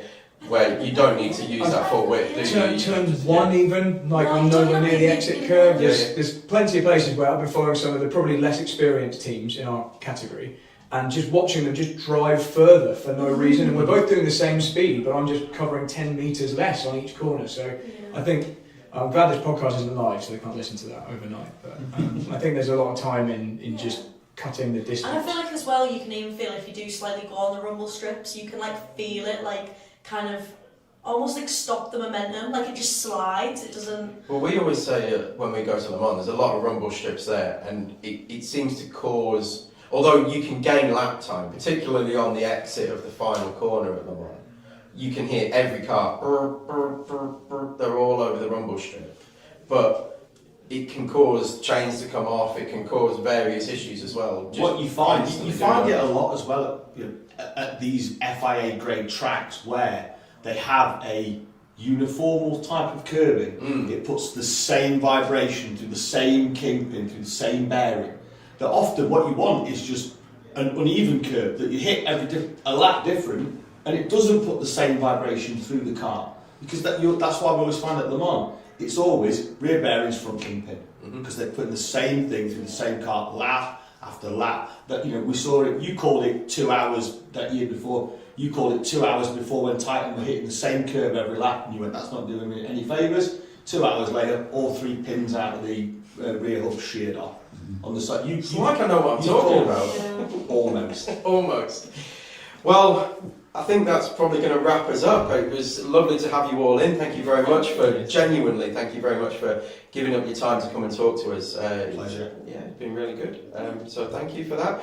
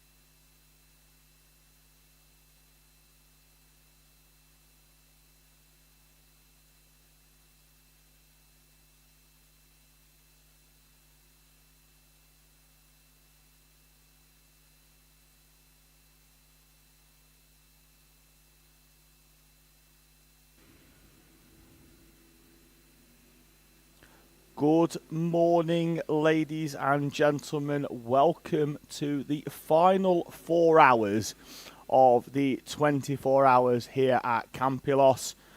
For those of you that have stayed with us throughout the night, thank you very much. For those of you that are just joining us in the morning, we are about to head over to part 3 of our live stream. So if you go into the description, you will find part 1 for the first half of the race, the start, and then part 3, which is where you will find the remaining 4 hours of the first 24-hour race of the 24-hour karting season. So please do click the link. We look forward to welcoming you onto that link in around about 3 minutes time, where Tom Butterworth and myself, David Sullivan, will take you through to midday local time here in Campillos, with which will be 11 a.m.